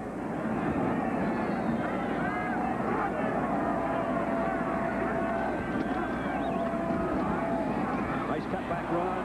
Way the fullback to the 35-yard line of Florida State. Give him 33 yards. Richard Coes finally ran out the big fella. Coes is going to make the tackle this time on the play. You're going to see it right up the middle, a little bit of an over pursue that time, ways to the outside, and, you know, with 35 seconds still to go in the half, just for pride's sake, I'm sure Virginia would like to get some points on the scoreboard. Charles, 6'2", 230 plus out of Philadelphia. Has his team a first down at the FSU 35-yard line. Now they go to the tailback inside the 30. Goes Brooks. Todd Rebold made the tackle. Bobby Bowden and defensive coordinator for Florida State, Mickey Andrews, was concerned about the good blocking in the run game for Virginia, but they've just blown them out so badly on offense that the run blocking has just been no big deal. Willis downs it intentionally to stop the clock. Virginia does have one timeout left, and now they'll have a 3rd and 4 upcoming after Simeon can talk briefly with Coach Welch on the sideline. Probably have time for 2 plays. It's 3rd and about 5, but with 15 seconds you might get 3, but most likely 2 football plays left in the half.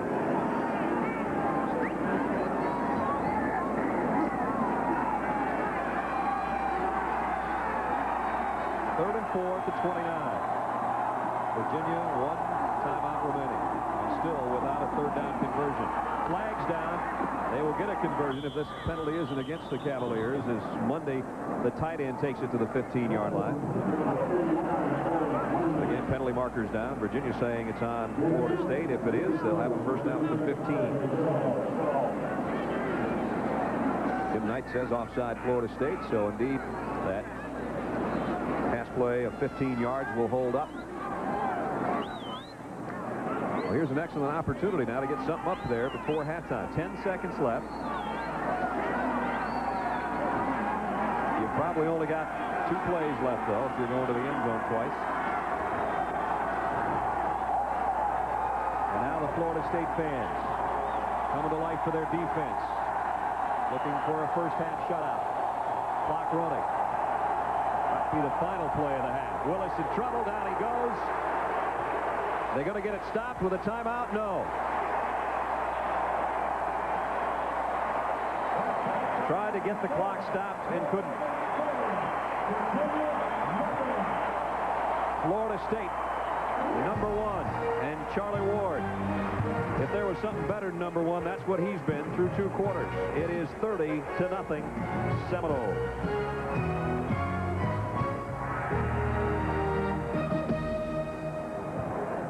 What's new from Xerox? Xerox Extreme 450 antifreeze and a new 4-year guarantee. We've taken our promise to extremes. For the next 4 years or the next 50,000 miles, we guarantee the temperature never drops below Xerox. At Chrysler, we test crash an average of 1 vehicle every working day of the year. This has made our new minivans the only ones to meet all 1998 car safety standards today. Most companies would consider this an ugly way to show their cars. To anyone interested in safety, it's a beauty shot. The new Plymouth Voyager and Dodge Caravan from the Minivan Company. This may seem like any other day, but it's not. Because now people will be able to talk to one another in a brand new way. That's because across the U.S. and Canada, leading cellular communications companies have joined together to create MobileLink, a new standard in cellular service. So now, whenever you need to stay in touch, MobileLink will make it as simple as a phone call. MobileLink. Hello? I'm glad you called. It's simply the way to communicate. To order, call 1-800-995-4000. Save right now. Buy 3 Goodyear tires at the regular price, get the 4th tire free. That's right. Buy any 3 of these Goodyear tires at the regular price and get the 4th free. 4 for 3 now. Hurry, savings end soon. You're looking down at Tallahassee, and the team that plays there is looking down at everyone else in college football right now. Florida State by 30 at the half. And we welcome you to our halftime report. Coach Corso, Craig James. Third Saturday of October, best Saturday of college football as far as this season goes, guys. And maybe the story of the season is what's going on in Auburn, Alabama. The Auburn Tigers on probation. Nobody can see them on live TV. At home, beat Florida by the score of 38-35. Auburn had a 35-27 lead. Danny Werfel threw a touchdown pass. The two-point conversion ties it. And then as time was running down, the 41-yard field goal for the win. So the Tigers are now 7-0, Florida 5-1.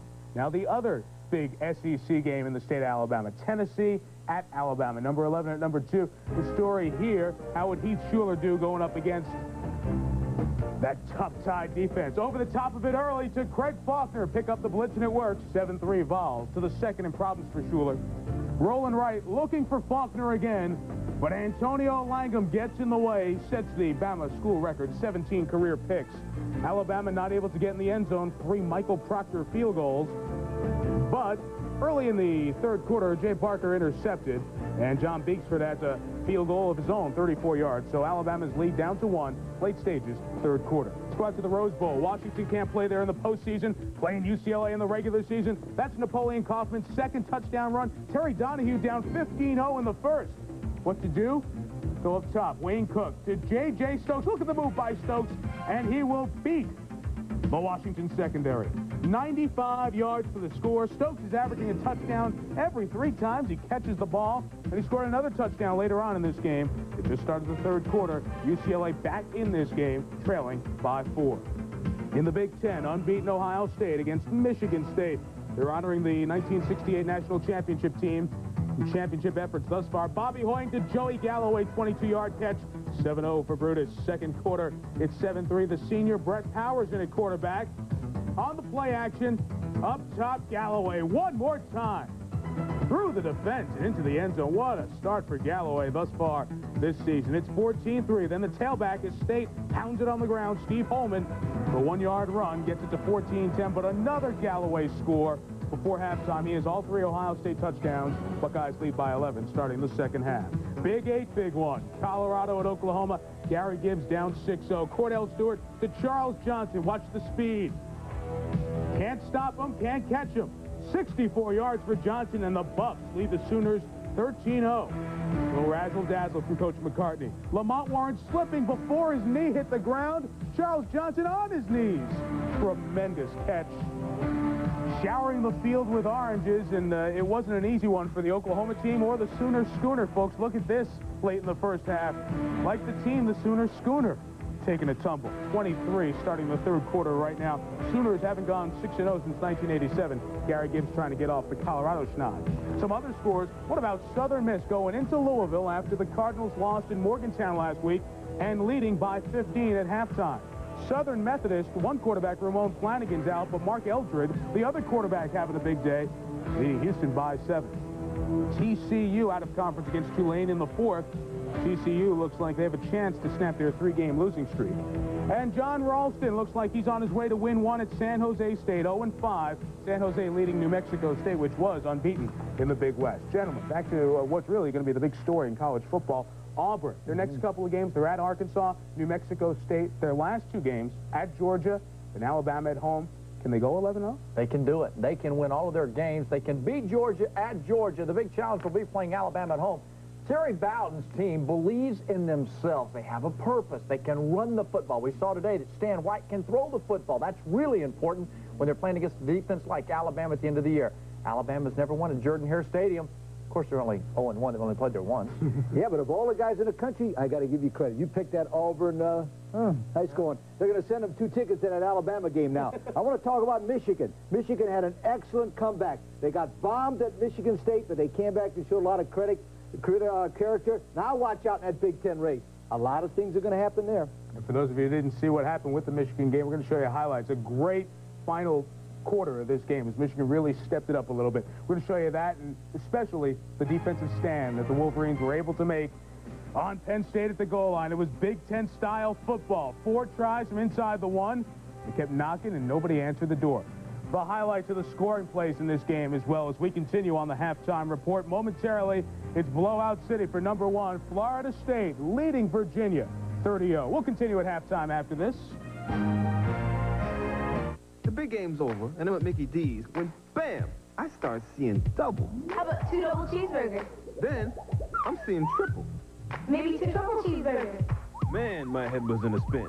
I needed the announcer to clue me in. Hurry in for McDonald's Double Plays. Get 2 double cheeseburgers for $2, 2 triple cheeseburgers for $3, and a great deal on the triple cheeseburger extra value meal with fries and a Coke Classic. Thanks. What you want is what you get. Y'all are in the right place. At McDonald's today.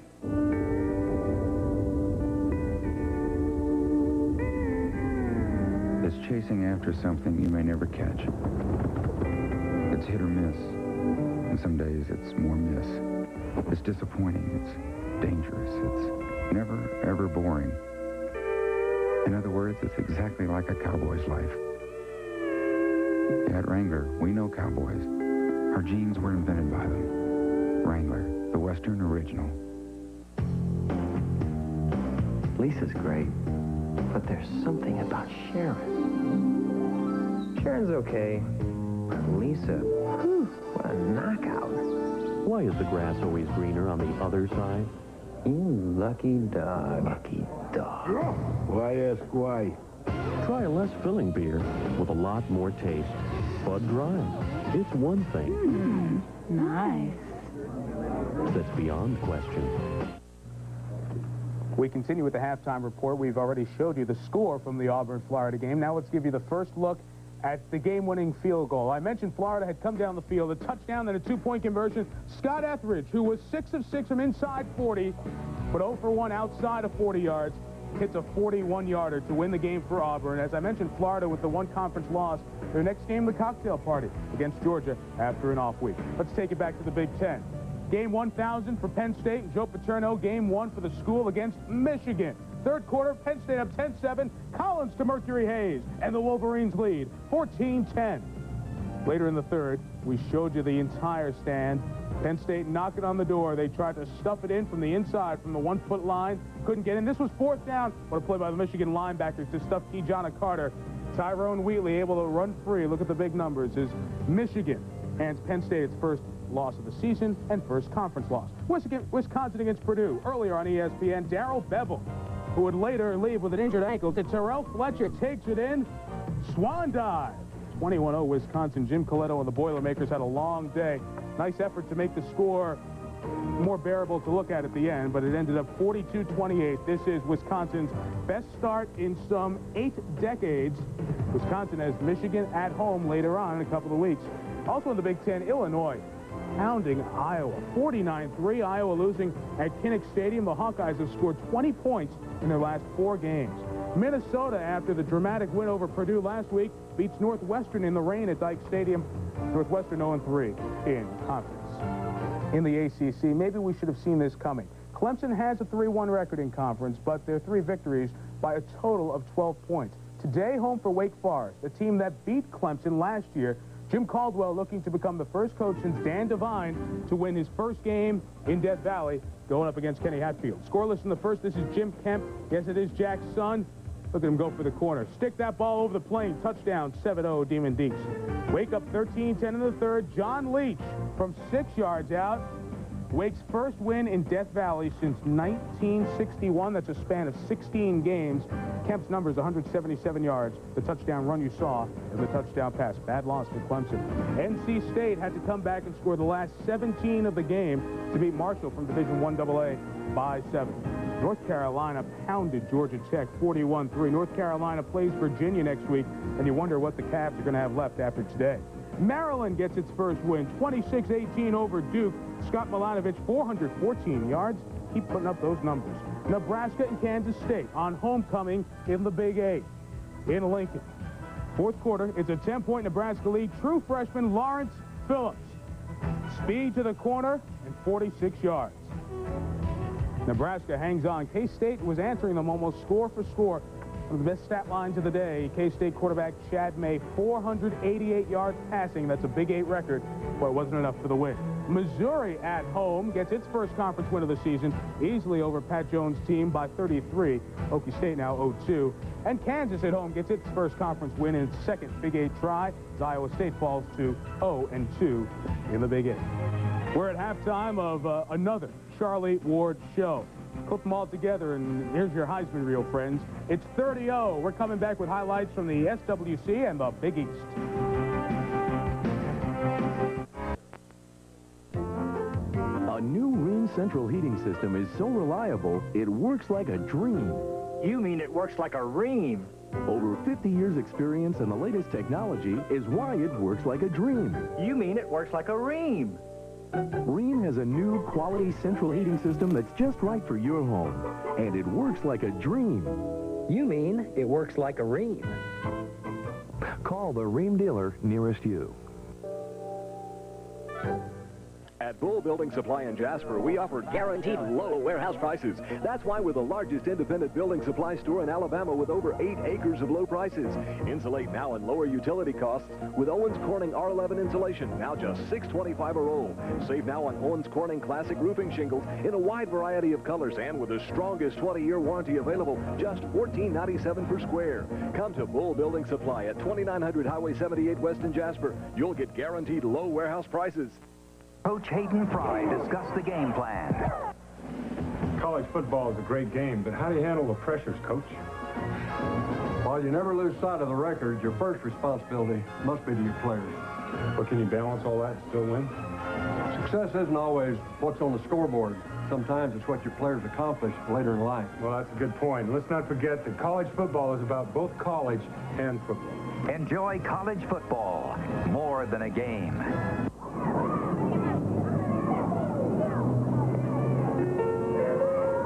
I wanted to swim in college, I knew that, but I also wanted a very good college education.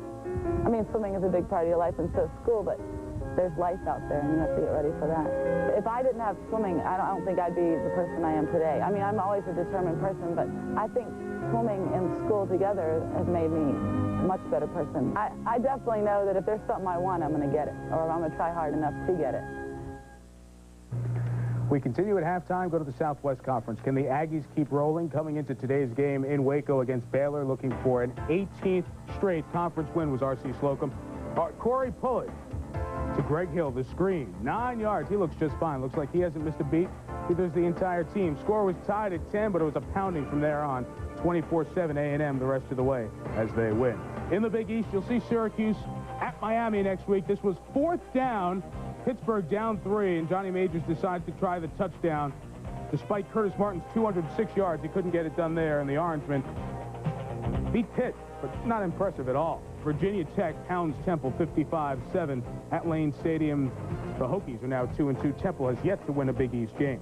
Rutgers, a big scare at Michie Stadium, but survived to beat the Cadets 45-38. Navy is now 4-2, going to play Colgate of Division I AA and beating the Red Raiders by 28.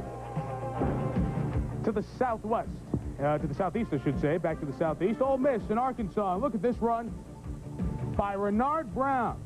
Outside 23-yard score, 16-0 Ole Miss, and the Rebels just gave the Hogs a headache on this day.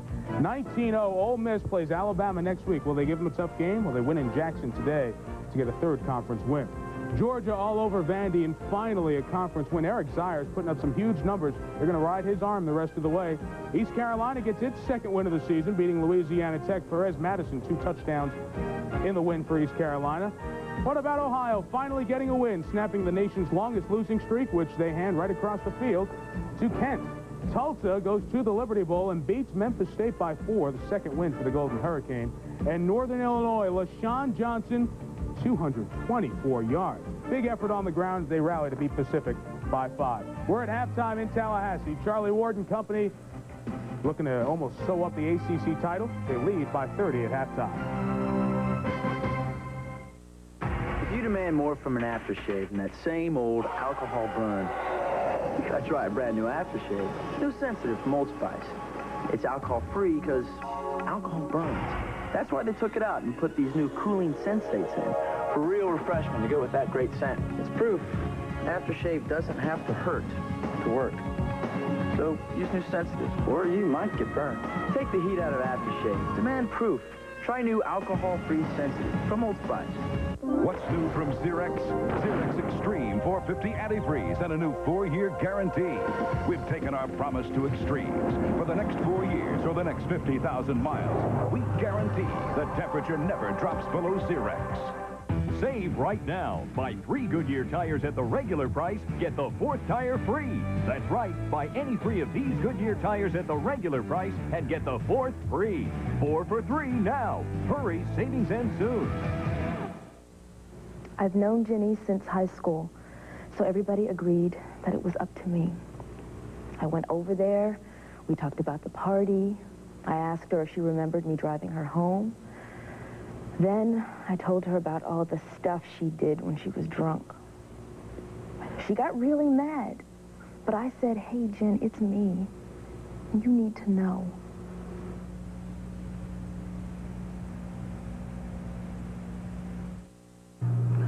Terrific game going on in the SEC between Tennessee and Alabama. We'll take you to the highlights. I mentioned in the second half that after a field goal, Tennessee had taken the lead. They're trying to knock it in again. James Stewart takes the pitch, drops it.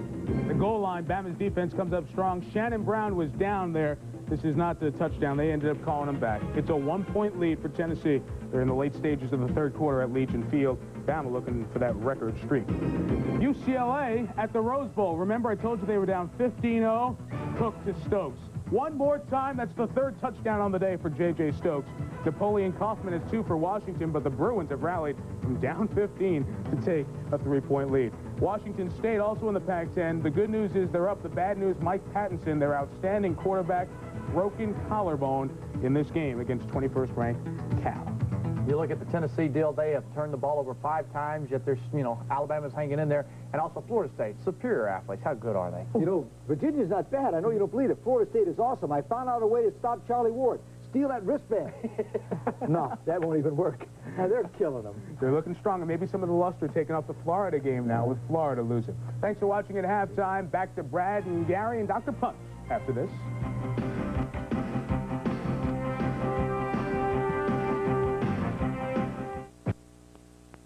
At Bull Building Supply in Jasper, we offer guaranteed low warehouse prices. That's why we're the largest independent building supply store in Alabama with over 8 acres of low prices. Do it right with a home light. Our handheld gas-powered blowers can make big jobs easier, and they're just $95.99. Our XL14 home light chainsaw with electric ignition and automatic chain oiling is just $123.99. Come to Bull Building Supply at 2900 Highway 78 West in Jasper. You'll get guaranteed low warehouse prices.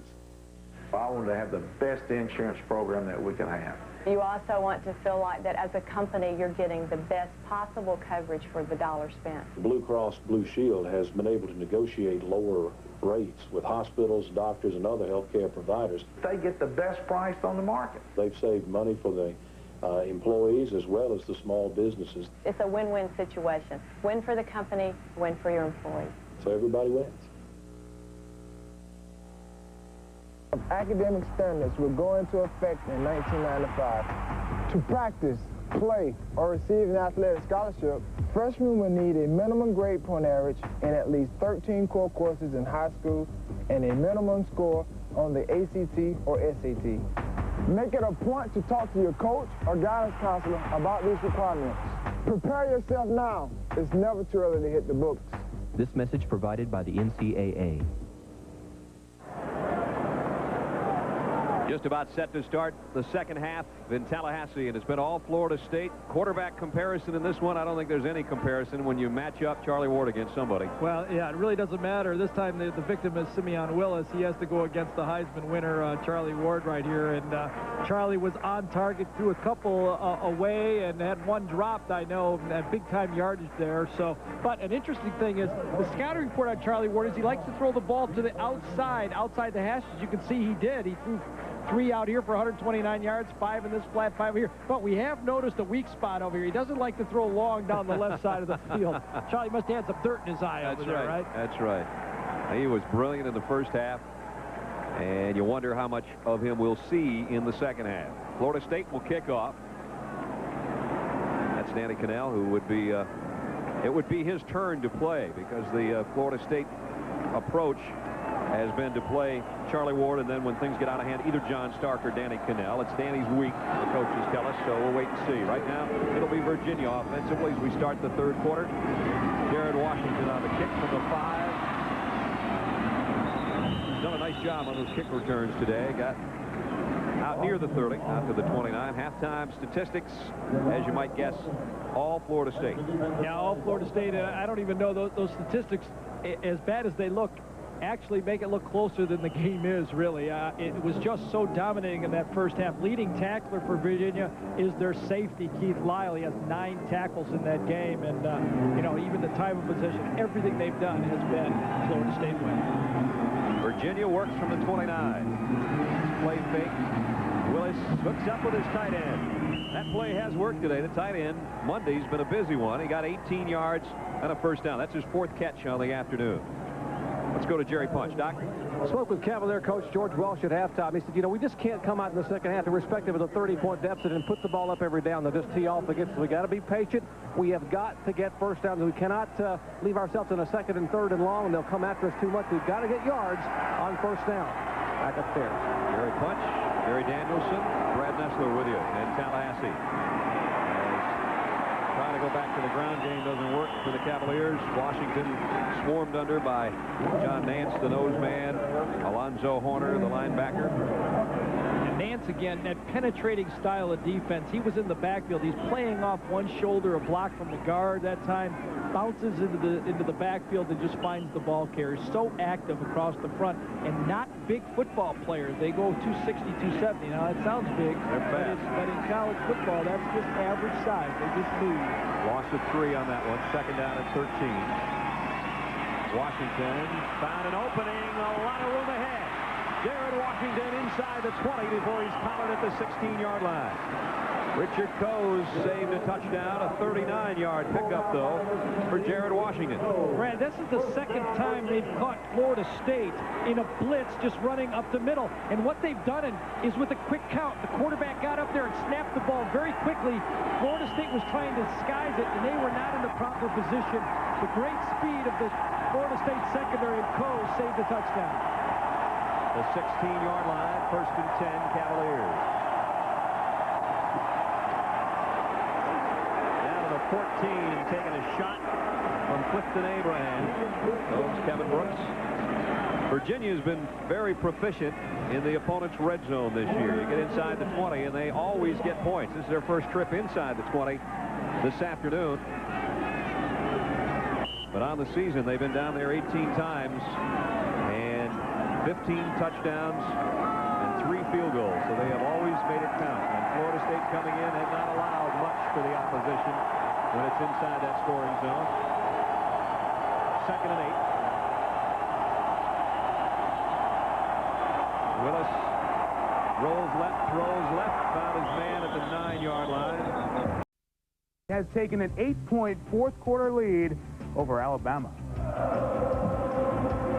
Well, if that one should stay that way, number 2 Alabama would fall after number 3 Miami fell a week ago. That would move Notre Dame into the driver's seat behind Florida State if they beat BYU tonight, and that would set up a 1-2 in November if everything stays status quo between the Irish and the Seminoles. Flags down.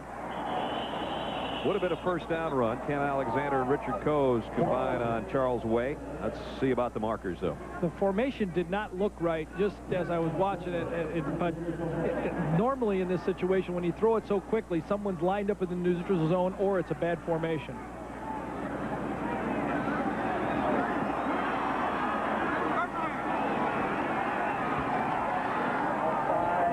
Offside against Florida State gives Virginia a chance to finally get on the board.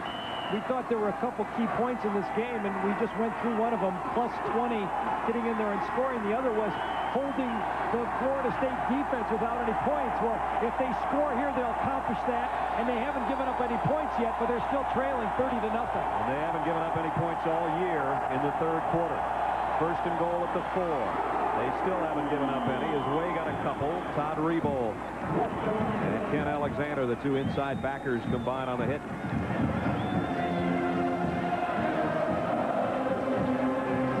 Brings up 2nd and goal at the 3-yard line. Ken Alexander played outside linebacker a year ago and moved inside, basically replacing Marvin Jones in this defense. The fans haven't had to do the chant and the chop all day because their touchdowns have come quickly and the defense hasn't been pressed. 2nd and goal at the 3. Not this time either. No way for Charles Way. Corner made first contact. And it is 3rd and goal. Just amazing penetration by that defense. It was like they knew the direction of that play. They got to the point 7, maybe 8 players before the running back got. Watch the line from the right side. Everybody just hitting into the backfield. People clogging the running alleys. That's team defense. And if you think that Florida State hasn't come up with goal line stands this year, think back to the kickoff classic against Kansas. 12 cracks inside the 10 for Kansas in that game, and they never did get in. And a timeout, Virginia. May have been a man short. And they'll take a break here to try to talk things over and assure the best play on 3rd and goal from the 4 when we come back. Driver, do you have any Bud Light in your vehicle? Yes. And I am Mr. Galley-Weekich. You mean Dr. Galakowicz? Yes, I am. This is so cool.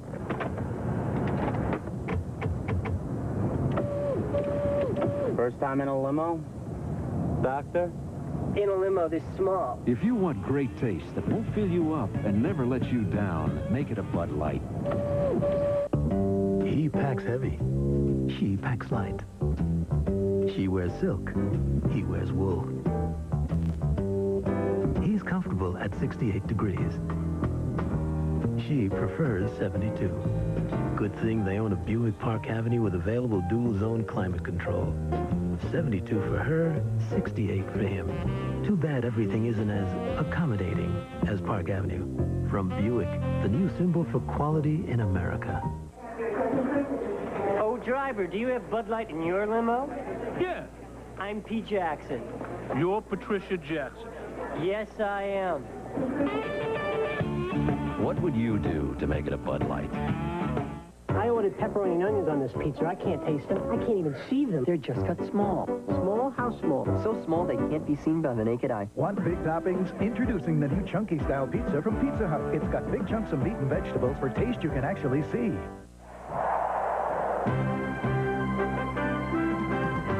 ESPN's presentation of CFA football is brought to you by Budweiser, the king of beers, who remind you, friends know when to say when. And by Fortis, innovative insurance and investment products. Solid answers for a changing world. Doak Campbell Stadium, Brad Nessler, Gary Danielson, and Jerry Punch. Let's go to Jerry right now. Gentlemen, what do you say to your team when you're up by 30 at halftime? Well, Bobby Bowden appealed to his defense to maintain their intensity. He told them, said, we're the #1 football team in the nation. We got to play like we're #1. He said, Alabama is giving up some points today. We don't want to. We're #1. Contain the shutout. Maintain the intensity. Guys, we do not want to let them score. Let's see if it'll happen.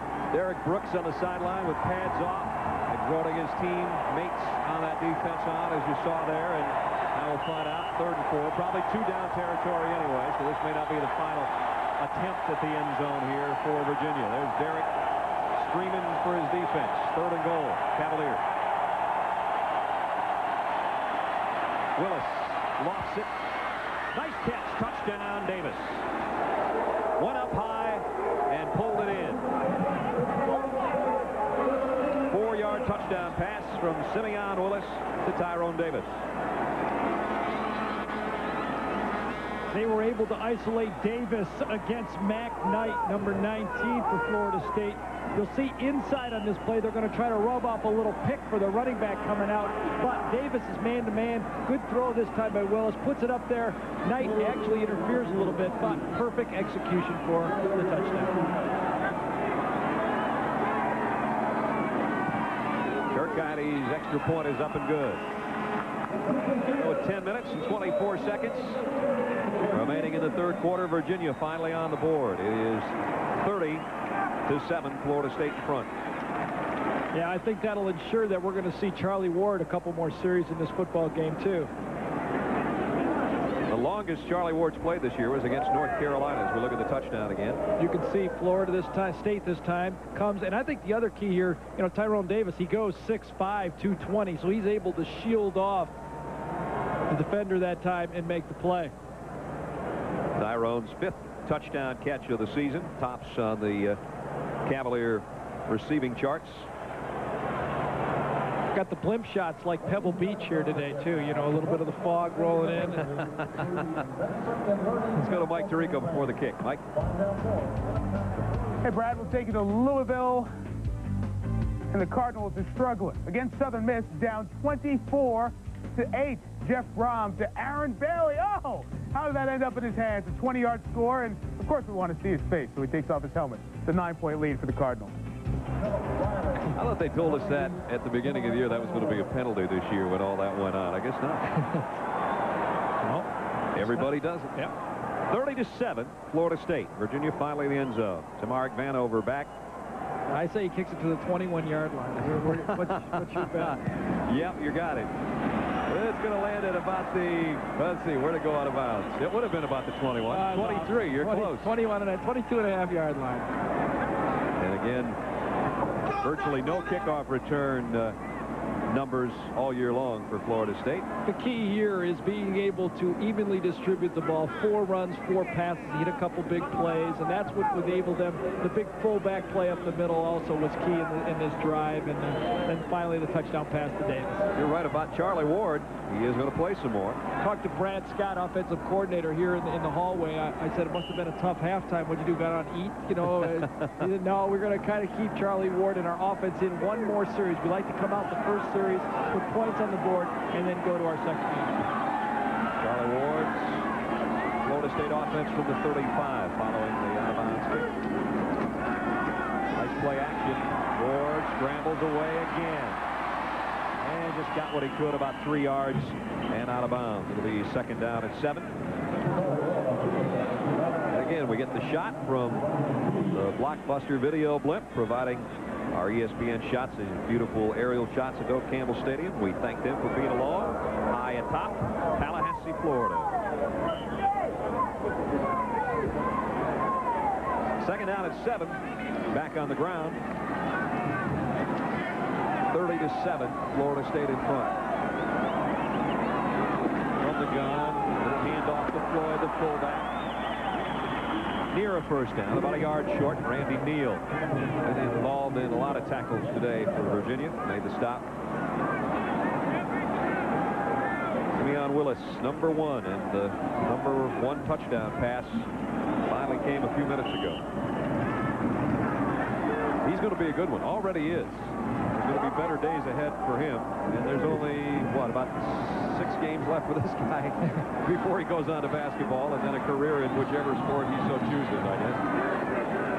Third down, a long one. Floyd got it. Needed to get to the 45 and just got that big 245-pound body across it. And that's really an interesting time that's going to come up for Charlie Ward as the season ends and he's going to jump into basketball again. You know, with the NFL draft coming up and the combines, you wonder what his decisions will be. Will he go out and work for the pro scouts and try to up his stock to become a first-round pick, or will he play basketball? A lot of interesting decisions for Charlie Ward as he ends his senior season. Had a brief officials timeout to get Patrick McNeil, the right guard, off the field. He was shaken up. Chad Bates comes in to take his spot. First down. Ward across the middle, another first down. Kes McCorvey. Keith Lyle made the hit, but it's another first down, Florida State. 11-yard pass play.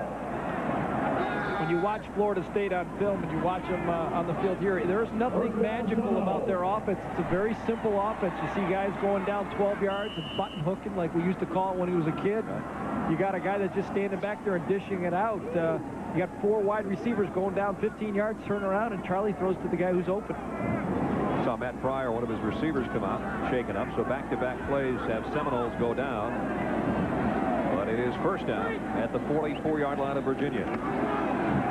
Ward across the middle, using another receiver. This is Kevin Knox. And Knox gets out of bounds. Another 11-yard pickup, and it's just first down after first down after first down for Florida State. And if you think Charlie Ward has a great passing arm as a football player, you maybe haven't seen him play basketball. Charlie Ward is a magician on the basketball court just as much as he is out on the football field. I did this game last year against Wake Forest here in Tallahassee. Look at this pass. Hello. Post route. Yep, not bad, huh? He's got a lot of those every game.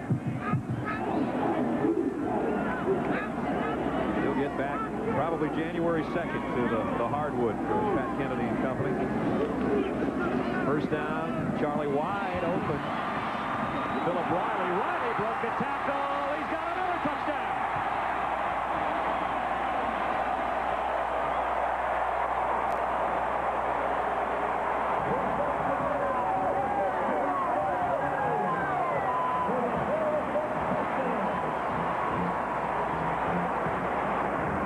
His third of the day.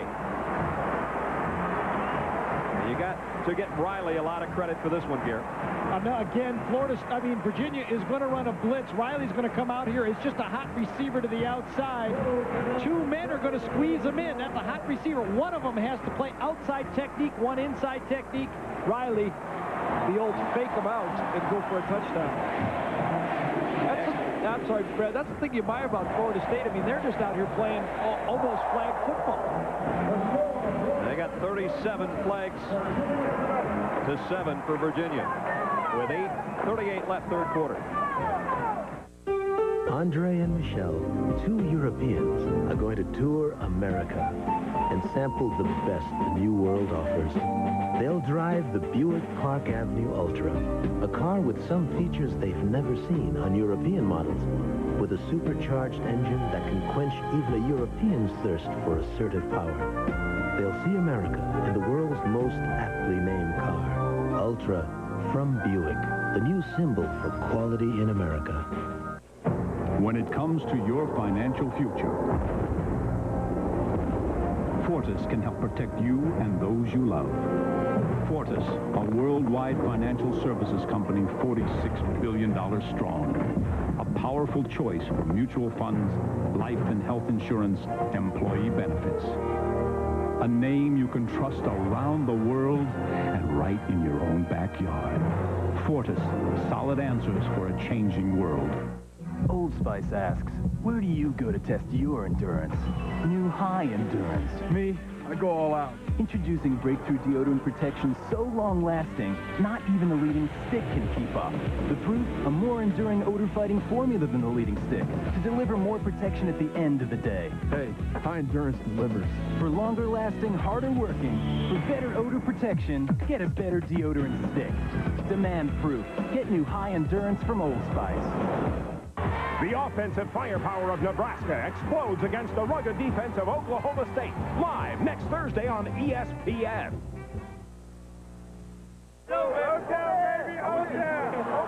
Philip Riley in the middle of the celebration, who just plain left a couple of Virginia defenders en route to a 33-yard touchdown that's up the lead to 37-7.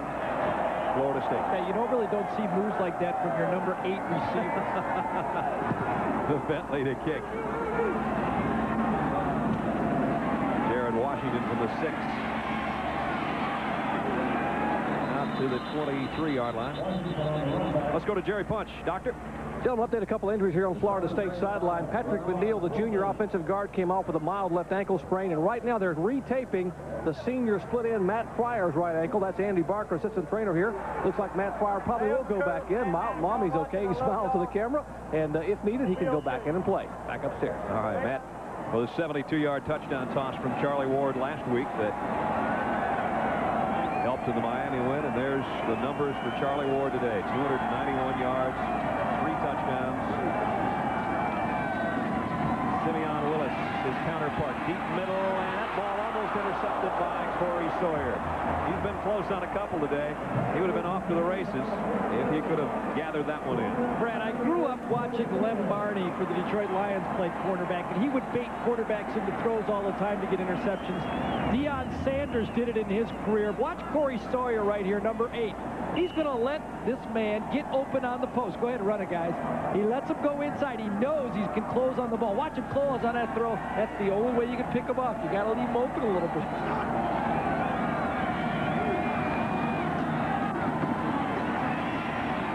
Draw play inside to Washington. Out across the 25. Myron Marion made the stop.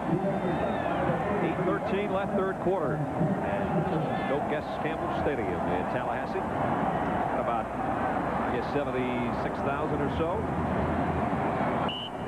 And the folks from the Blockbuster Blimp with us. Third down at 6, Virginia.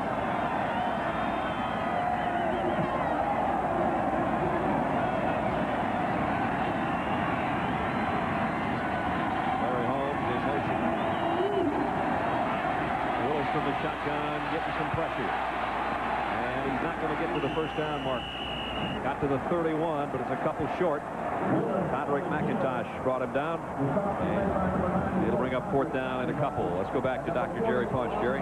Gentlemen, you wonder why Florida State never looks very tired here on the football game, particularly when they're putting up so many points, but you got to consider this.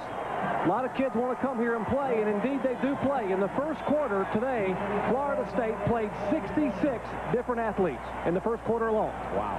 That's something. Some serious depth on this team. Bryce to punt.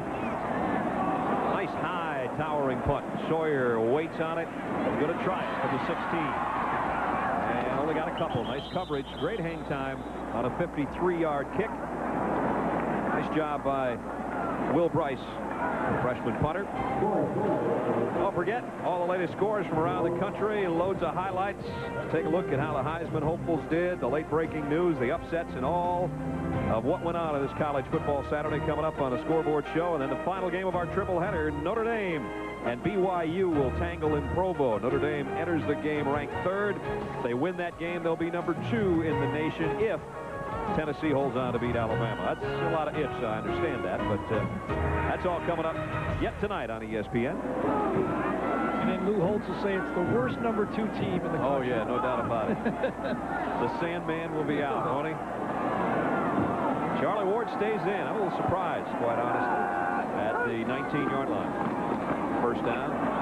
Jackson broke 1 tackle and got back across the line of scrimmage. Picked up maybe 3. Tough run to pick up 3 yards. John Harris in on the stop. Let's go to Mike Tirico. Mike? Brad, Washington led UCLA 15-0 before the last play of the first quarter.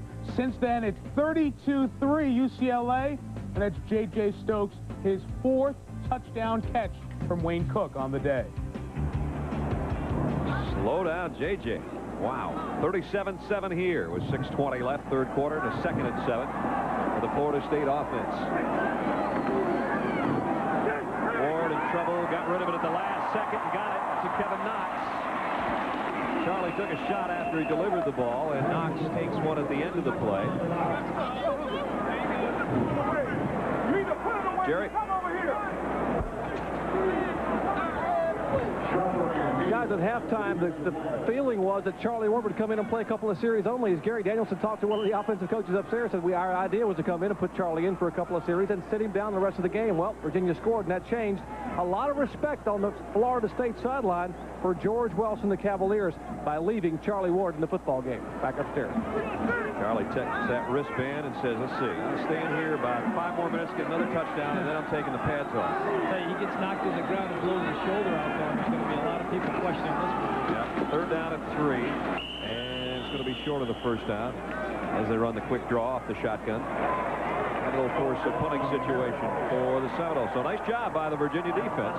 Forces a kick, and that is something you don't see a lot of from Sean Liss. He's had one today, though, for 43.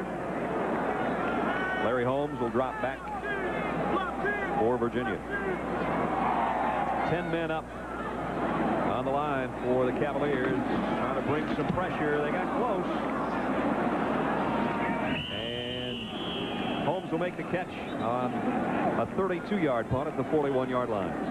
4:50 remaining third quarter. It is Florida State by 30.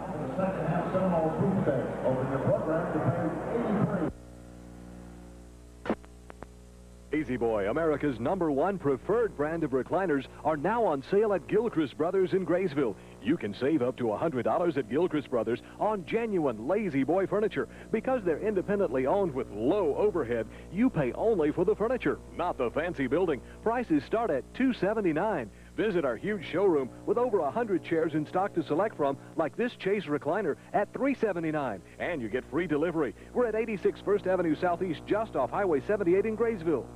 Now you have the opportunity to make more money in sales than ever before by attending the Tom Hopkins Mastering the Art of Selling Seminar in New Orleans. Tom Hopkins, the nation's #1 sales trainer and author of How to Master the Art of Selling, will show you how to outthink, outperform, outproduce, outsell your competition by gaining and maintaining that competitive edge. Managers, find out how you can obtain a free ticket to the Tom Hopkins Seminar, Managing for Results. Call this number now for more information on the seminar, sponsored by WGMB-TV. You see all the NFL action every Sunday. Sit back. Let us do the work. ESPN NFL Primetime. We'll find every bone-crushing hit, search out every key play, and mix insight from our pros into television's fastest hour of football. NFL Primetime. Tomorrow night at 7 Eastern, only on ESPN. That's one of the 76,607 on hand, second largest crowd ever at Doak Campbell Stadium. Here today, the largest crowd last week in the win over Miami. 37-7 the score. Virginia, Simeon Willis hasn't given up yet. On the play action, clears it out, complete. Jared Washington to the 47. Clifton Abraham made the tackle there. Second down, about 5 coming up. The Florida State band doesn't give up either, by the way. They just play. Doesn't matter what the score is. They get more playing time than anybody on the squad. Maybe Jerry was counting some of those guys when he counted those 66 people. Charlie Ward relaxing right now. 2nd and 5.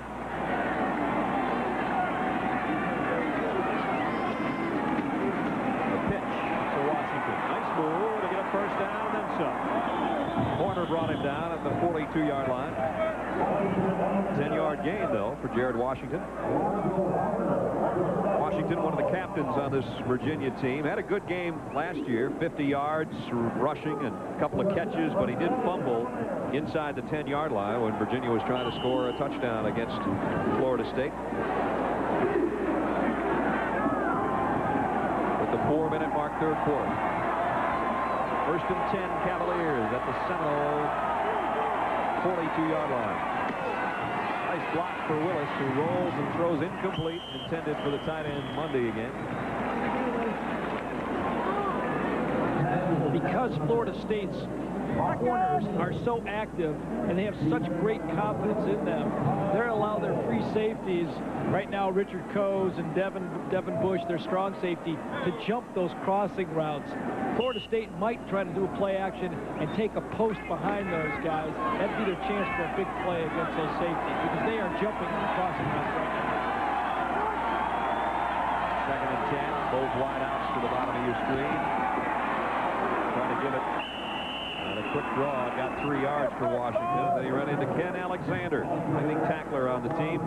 Ken Alexander's all over the football field making tackles, and the scary thing is that Marvin Jones could still be playing for this team. That's right. He's not in the lineup, not even in pads today. If you just joined us, the favorite probably for the Butkus Award. No, that's Derek Brooks. I'm saying Marvin Jones. He still had another yard. Oh, that's yeah, I was thinking about Derek Brooks.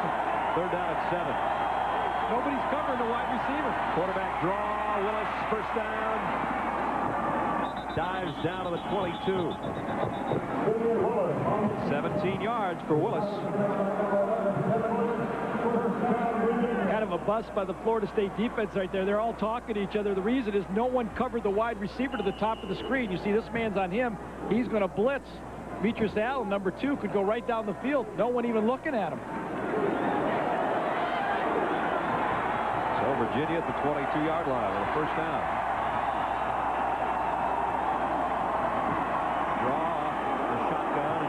Is swarmed. Alexander is one of them. Marion's another. Guess who? Ken Alexander, time after time. Let's go to Jerry Punch. Jerry? Hey, the great defensive history at Florida State. Another one right here with me, Carl Simpson from the Chicago Bears, 2nd-round draft choice. And Carl, how good, we didn't see him play today, but how good is Derek Brooks? He's great, actually. I mean, he's another Marvin Jones, maybe a little faster. Right now, he's playing better than Marvin was last year. As you know, both of them are great people, but Derek Brooks is a great linebacker. Last week, you didn't get to share in the victory over Miami. 3 times you tried and couldn't do it. it was tough for me as my 3 years here to do it, but I was so happy for the guys to win last year, man. It was just like I was here because I got a lot of love for the team. Hey, thanks for joining us. Back upstairs. 2nd and 8 from the 20.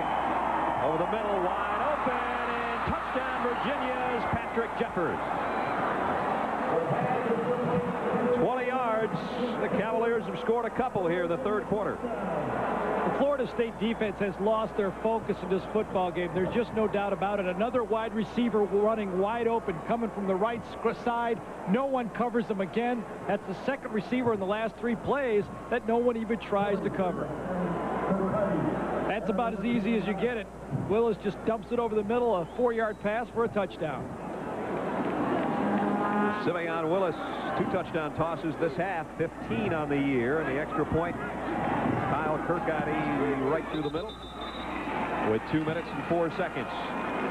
Jeffers, Willis' favorite receiver coming in. It caught the most balls and finally has one today. Good for a touchdown. Jeffers is going to line up in the backfield a number of times. We're going to get a blitz from one of these guys, but 2 people cover the tight end, and Jeffers is going to come across the middle of the field.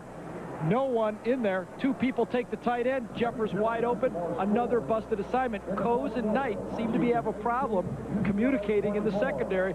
Might be a little bit of communication problems on the sideline, too, as you see Abraham and Coase talking it over.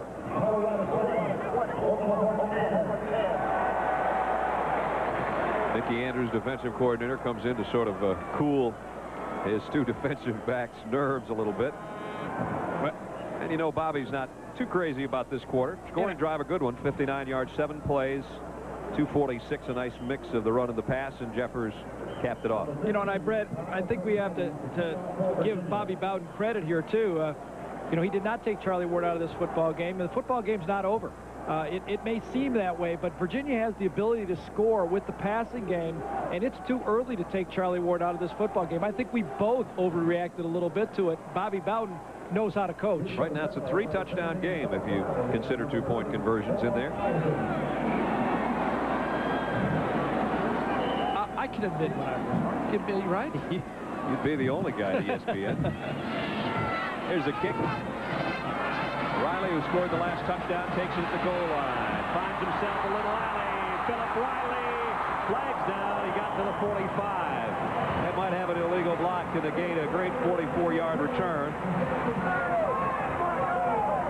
And if so, it'll back it up more like the 25. Jim Knight will give us a preliminary signal here in a minute. But it looks like everybody's walking back. There it is, illegal block on the return. And all for naught for Riley, but still one that'll make the highlight film anyhow.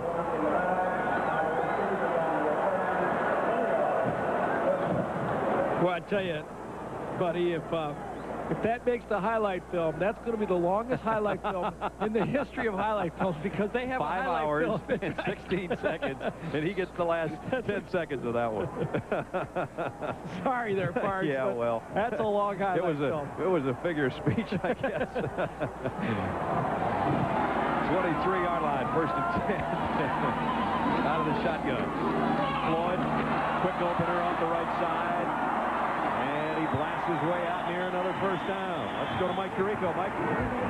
Brad, scare here. Cale Gundy, the Oklahoma quarterback against Colorado, scrambling for a 1st down. Hard hit on that very hard carpet. Oh, his head on the turf there. ABC reporting he has a concussion, airlifted to the hospital, but he is conscious. Wow. He had a brilliant game last week, especially on the ground. And we'll keep you updated on that following our game and prior to BYU and Notre Dame, which caps off our triple header today on ESPN. Measurement, 1st down, Florida State. Virginia coming back and scoring a couple touchdowns. It just goes to show you how big that last touchdown was at the end of the half that Marvin put up on a tremendous scramble, and then they came out and scored again. So, you know, when a team can throw the ball like Virginia, you're really never out of a football game. Charlie Ward, 1st down, Florida State. From the shotgun. Wide open. Andre Cooper. And Cooper takes it out to another Florida State 1st down. Pickup of 12.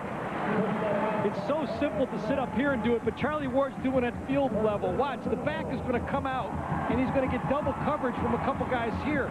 This man comes out, and he's going to deal it to the man who's got single coverage to the outside. Double coverage inside, throw it outside. That's as easy as it gets, and he makes it look so easy. Kind of wasting your time when you run the ball in this offense. Yes, so. There's no doubt the run sets up the pass with this group. The pass sets up the run on it. Ward running a little bit here. Oh, that one tipped, and did they get it? Looked like he caught it. They had to be close to the ground. P.J. Killian? No. Close. Kind of interesting. Mark Krischbaum that time, number 93, thought he had another shot on Charlie Ward. You know, I just don't know. That Dick Vitale's word, that's a mismatch. Charlie Ward coming out of the pocket against those guys is like Greg Kite trying to cover him, you know. Oh, he just dropped the ball at the end. It was as close as it could. Randy Neal tipped it, and P.J. almost had it. Killian had played very little this year. In fact, was in only in the Georgia Tech game. Came in after leading the club in tackles last year, and due to injury has sat out most of this season, and now another injury on the Virginia side as Carl Smith is down. Well, we've got a moment. We can remind you a rematch of last year's division finals. The Islanders with the upset. They take on the Pittsburgh Penguins looking for revenge. Some areas will see the LA Kings against the Florida Panthers. That's ESPN National Hockey League night coming up on Tuesday. Carl Smith being helped off. Florida State in the first half had drives of 80 yards, 49, 64, 86, and 66 for 4 touchdowns and a field goal. They've added a 65-yard touchdown drive this half, this quarter. And now they're on another pretty good-looking drive again with this guy pulling the trigger. 2nd and 10, Florida State at its own 46-yard line. Today, Virginia's given up twice as much as they normally do.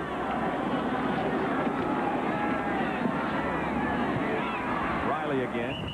That's where Charlie Ward found him last time, and he was able to scoot down the sideline for a touchdown. This time, didn't get the first down quite, but did get into Virginia territory at the 47-yard line.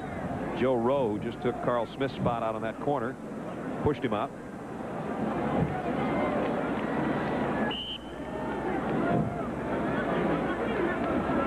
Third down, 3 to go.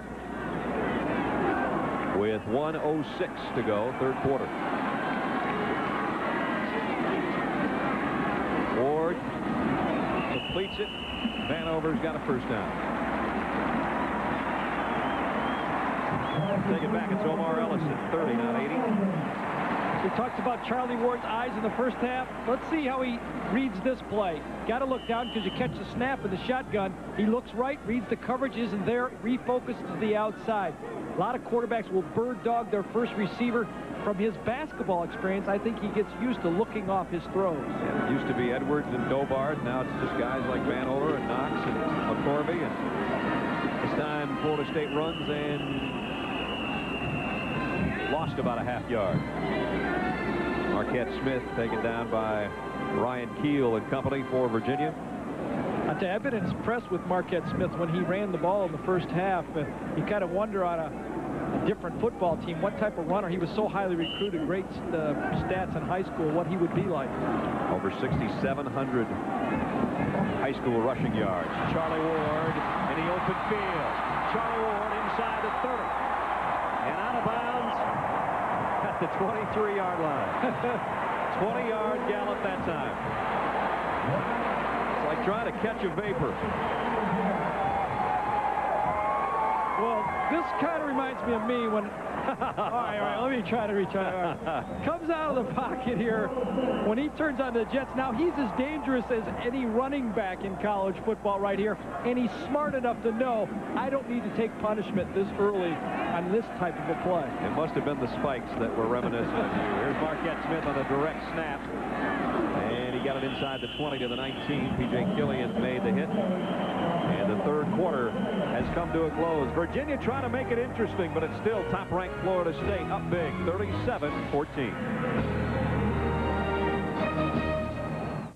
Double header. I'm hungry. That goes double for me. McDonald's? I'm the double. Double cheeseburger? Double, so maybe even double triples. What was that? Double tape we just passed from McDonald's. Oh, double bag. Thanks to McDonald's Double Plays, you can get 2 double cheeseburgers for $2, 2 triple cheeseburgers for $3, and a great deal on a triple cheeseburger extra value meal with Coke and fries. We got the 2 double cheeseburgers for $2 and 2 triples for $3? I love the double cheese. And you guys are double par. Oh, boy. What you want is what you get at McDonald's today. More Americans trust Napa for everything they need to keep their vehicles running and to help them save, too. Pick up these halogen headlights as low as $4.99. Napa antifreeze is just $1.99 after rebate. And this Napa power battery is only $29.99 after rebate. So run into your nearest Napa Auto Parts store today. We keep America running. We keep America running. Imagine a cold medication so effective, one tablet keeps symptoms from coming back a full 24 hours. Introducing Effidac 24, the first cold tablet for consistent 24-hour relief. Look, Sudafed drops off after 6 hours, Tavist after 12, so your symptoms keep coming back. But just one Effidac gives consistent relief for 24 hours, so your symptoms don't come back. New 24-hour Effidac keeps cold symptoms from coming back. There are lots of reasons to buy life insurance. Here are 2 great ones. I'm State Farm Agent Mike Foy. As the Goff family has grown, so have their life insurance needs. That's why we get together for family insurance checkups. I make sure to explain all the options, then they decide on the plan that's right for them. Ask your State Farm agent for a family insurance checkup. It's a great way to learn about life. Someone very special is on that train. That's why you're driving a Buick LeSabre.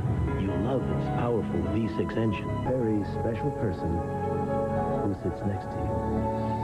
LeSabre from Buick, the new symbol for quality in America. Set to start the fourth quarter, 37-14 Florida State in newly expanded Doak Campbell Stadium.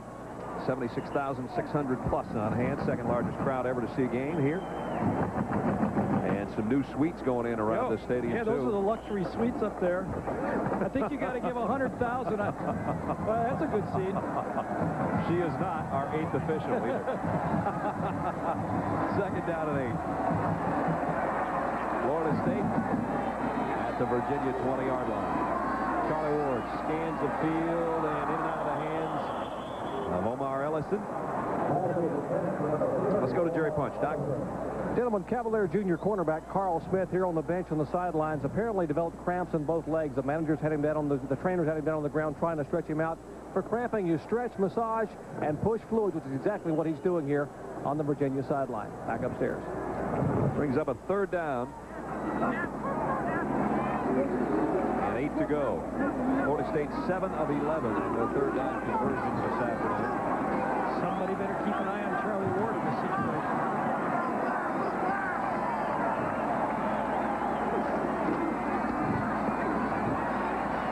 Ward fires it. Complete. Forward progress, maybe to the 16-yard line to Kes McCorvey, but not enough for the first down. Joe Crocker stayed over there with him, made the tackle. I think they probably will go for the field goal just to put a little pressure on their kicker if they have to come through against a Notre Dame or something. This will really put the game a little further out of reach. I understand it's a big score, but at 23, this would took it to a 26-point game and make more than 3 scores. Exactly. Bentley has missed today from 46. He has connected from 23. Now he's got a 33-yard attempt here. Snuck it through the left upright. Yeah. Coach Wells says that could have helped us if he'd have missed that. It didn't miss. It's 40-14. In the year 23,012 BC, Lenny, the traveling salesman, rented the first big round wheel from Thrifty at a nice small rate. Today, Thrifty Car Rentals still offers historically low rates and now on nice big cars with 4 wheels. Simply check your phone book for the Thrifty location nearest you. Renting wheels at low prices is nothing new to Thrifty. In fact, we invented it. Thrifty Car Rental, historically known for low rates. This is Kemper. This is Konica. Why you trust Kemper? Why Kemper trusts Konica. So if you know this company, you should know this company, because Konica answers the call for Kemper. This is Reader's Digest. This is Konica. Why you turn to Reader's Digest. Why Reader's Digest turns to Konica. So if you know this company, you should know this company, because Konica contributes to Reader's Digest. Inside a contemporary sedan, you'd expect a driver's seat to be tuned for greater support. It would recline and have lumbar adjustments for even greater comfort. And in a car this thoughtful, you might even expect to find a convenient place from which to conduct business. But this interior can't be found in a car. A car just couldn't handle the workload. New Dodge Ram, Motor Trend's Truck of the Year.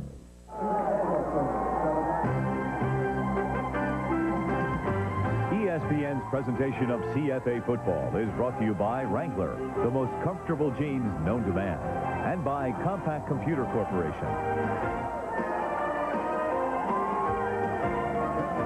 Florida State's last drive, 60 yards, 11 plays. They cap it with Bentley's field goal to put them up 40-14. Florida State trying to go to 7-0. Last year they clinched the ACC title with a Halloween win over the same Virginia team, 13-3. This would put them 5-0 in the ACC, and for all practical purposes, that'll be all she wrote for the ACC championship again in '93. They've already beaten North Carolina and Clemson, the other teams that are in the top, the upper echelon, if you will, of the Atlantic Coast Conference. Washington from the 9-yard line. Swarmed under as he hit the 20.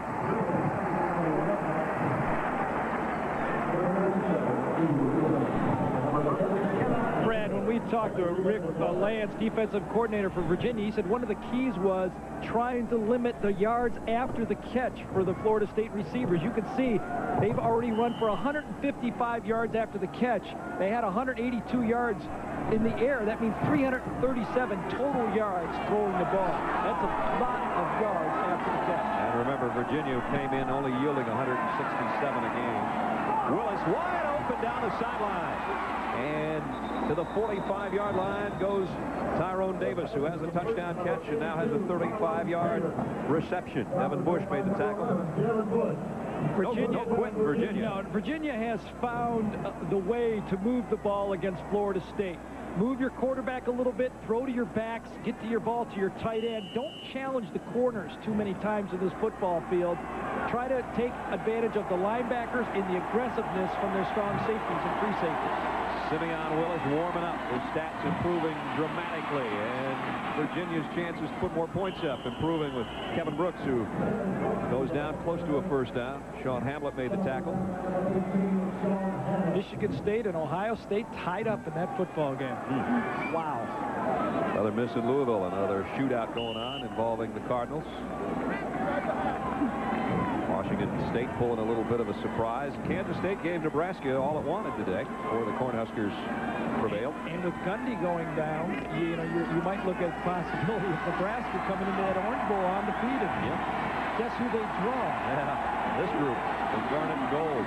First down on the sneak inside the 35-yard line. Good news is you're going to a major bowl game. The bad news is you're going to play Florida State. So Virginia to the 34-yard line as we moved under 13 minutes. 40-14. Seminoles in front. Charlie Ward, 3 touchdown passes on the day. Mixed it up well. He's gone to a number of different receivers. And he had an 18-yard touchdown run of his own that was a piece of art. Again, Kevin Brooks open in the flat inside the 30. Henry Crockett made the tackle. There are some backup people on the field for Florida State defensively, but not that many that you would think Virginia could move it up and down the field on them. Still many of the frontline players out there. Florida State came in with the #1 defense in the ACC. Virginia was #2, and they were #1 and #2 in virtually every category in both offense and defense. North Carolina was mixed in there in a total offense category as #2, but other than that, these two teams had all the stats and the Atlantic Coast Conference going their way entering this game. On 2nd and 5, Brooks doesn't get anything. Eric Smith made the first hit. Smith's done a nice job, the junior, out of Live Oak, Florida, filling in for Derek Brooks today. 43 laying there at the bottom of the pile. Let's go to Jerry.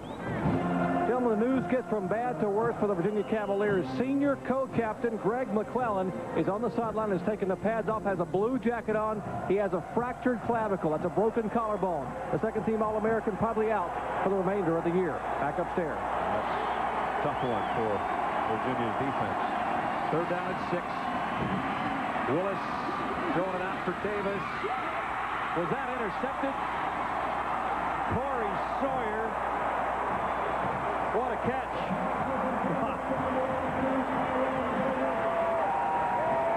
Look who's down there congratulating him, too.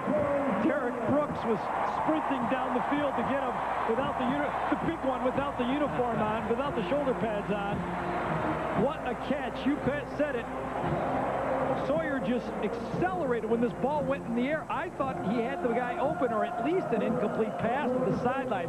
But over the shoulder, you usually don't find defensive backs that can catch a football like that.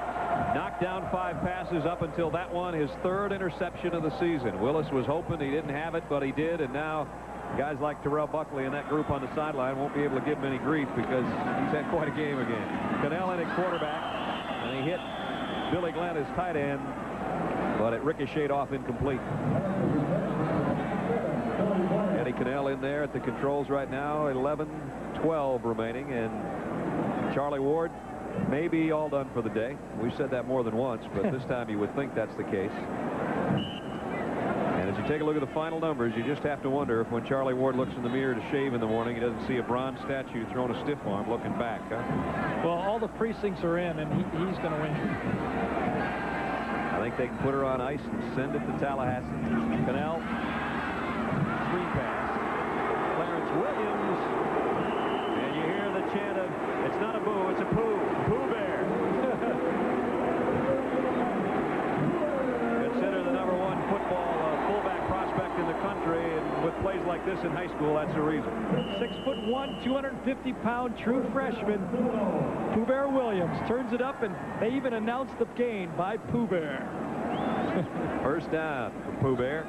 There he is, at Crescent City, Florida. Over 1,700 yards and 25 touchdowns rushing last year, and over 5,000 in his high school career. Warwick Dunn, another true freshman out of Baton Rouge, off the left side. Yeah, these guys aren't set up for the future, are they? No, as we talked many times, you got their first unit out. Problem is, all the second unit guys you tried to recruit and couldn't get. That's right. And they're fresh and they're hungry. And they want to play. 2nd down, 9. We've got 10 minutes, 10 seconds left in the football game. And Florida State leads Virginia 40-14. Goodell on play action. Out the flat. Flags are down as Pooh Bear takes it to the 35. We haven't had a holding call all day, have we? They're moving too fast. Officials aren't used to this tempo either. I really think Virginia would have played a much better football game. Good call, Brad.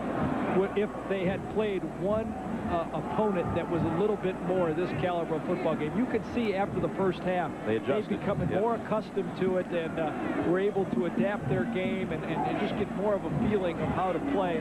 I don't think you're going to see a full holding, offense, penalty enforced from the spot of the foul. Repeat today. Let's go to Mike Tirico. Mike. What a finish to the Alabama-Tennessee game. Alabama unable to move the ball all day, drives the ball down the field with no timeouts.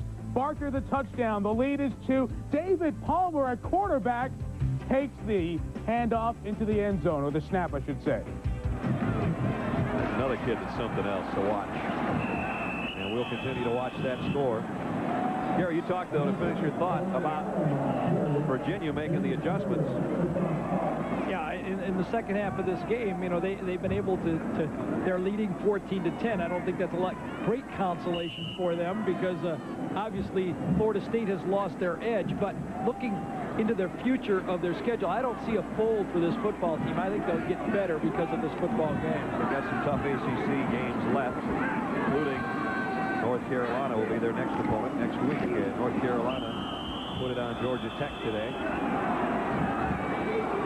And on 3rd and long, Florida State chooses to run it. Talking about Virginia's schedule, they got Coach Brown's Tar Heels next week, and then at NC State, Wake Forest, who upset Clemson today, and Clemson and Virginia Tech to finish things out. Last year, the Cavaliers started 5-0, but then finished 7-4, 4-4 in the conference, and for the first time in 4 years, didn't go to a bowl game. Sean Liss. Nice punt. Larry Holmes waves for the fair catch, takes it at the 35-yard line. 48-yard kick, and it'll be Virginia on offense when we come back. They trail by 26.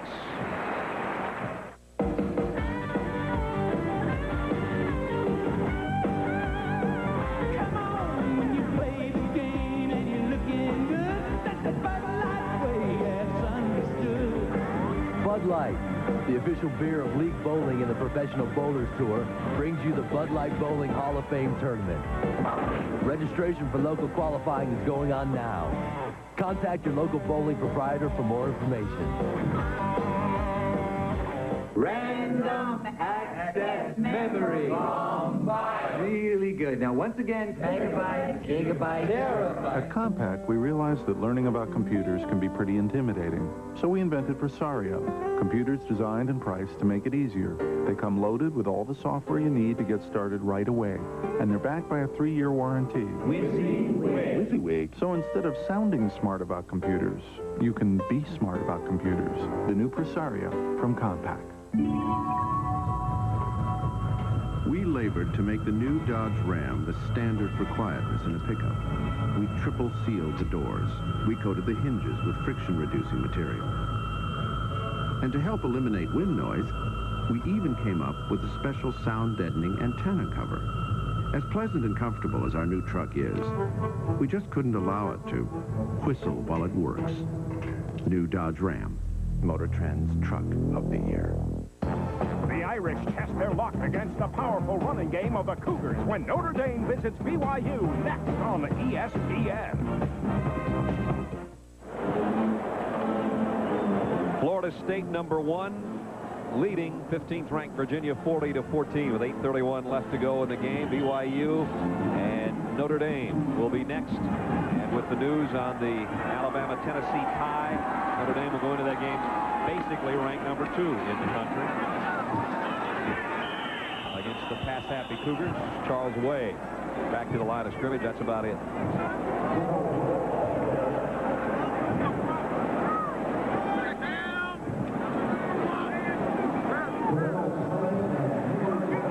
Florida State's schedule, of course, is always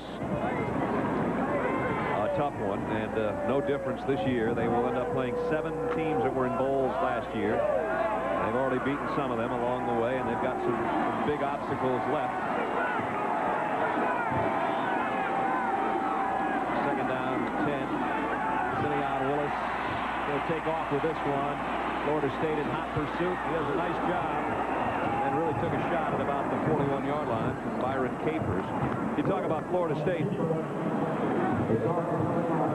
As we take a look at that final, Tennessee and Alabama. So Alabama's long winning streak comes to an end, and that one might end up the same way, too. That's a surprise. Michigan State playing much better football than a lot of people had given them credit for. And Jim Miller, their quarterback, must be playing good football for them. 3rd down and 5 with 7 minutes and 5 seconds left in the ball game. Virginia trying to prepare themselves for the rest of their season, basically. And a timeout taken by the Cavaliers. A Willis will head to the Virginia sideline with 6:59 left.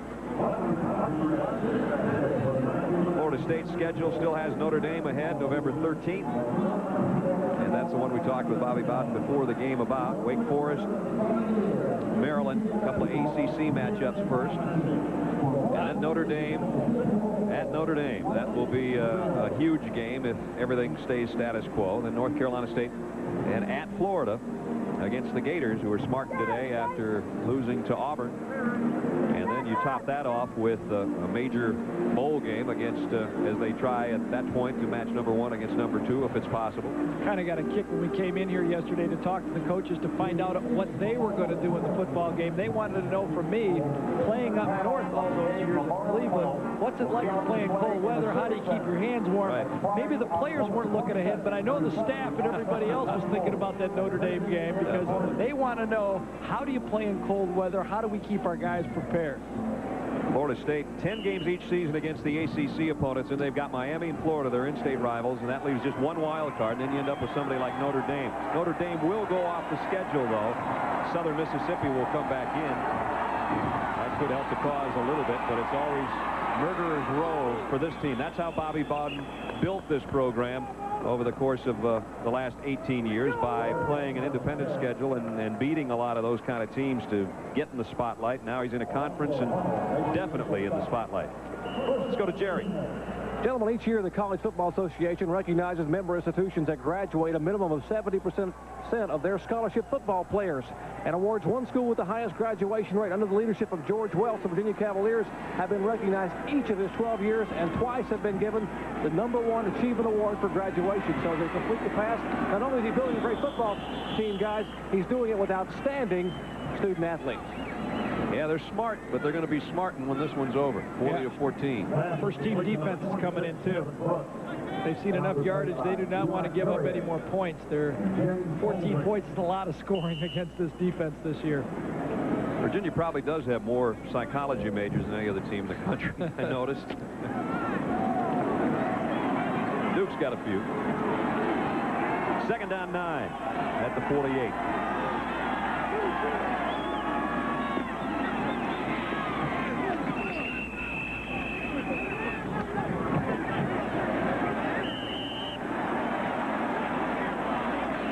Flags down with 5:46 remaining in the ball game.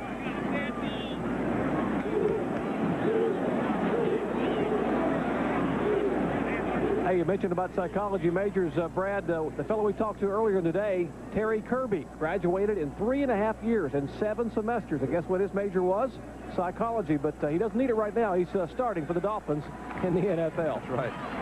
Jim Knight for the call. You wonder if Jerry's trying to make some contacts to hire him to his business down here. You know, he checks out all the doctors on both sides, I know. So the personal foul all the way back to the 40-yard line. 3rd down and 21 upcoming. Go ahead, Brad. You can make this call. 3rd and 21. Yeah, that's the ones they always let the quarterback call. I guess I'd throw to Tyrone Davis. But he's matched up with Corey Sawyer up at the top of your screen. Maybe I wouldn't. Willis has to scramble around. And in and out of the hands. Intended across the middle. Nice coverage by Horner out there on the tight end. Bob Neely. Horner's done a nice job playing an inside linebacker spot. Has seen a lot of times. Senior out of Miami. Plays a lot in the nickel situation for the Florida State defense, and they have a package where they can put a lot of pressure on a quarterback because of their confidence and their cover people. Sawyer with a great interception. Drops back, punt return formation. And he'll take the safe fair catch at the 24-yard line. 5:16 left in the ball game in Tallahassee, and the Florida State Seminoles in front, 40-14.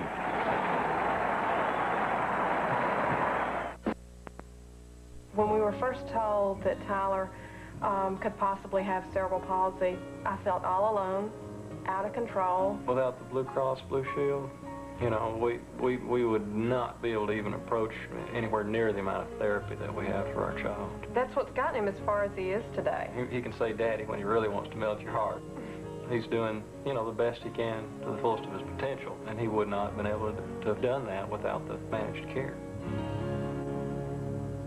At Bull Building Supply in Jasper, we offer guaranteed low warehouse prices. That's why we're the largest independent building supply store in Alabama with over 8 acres of low prices.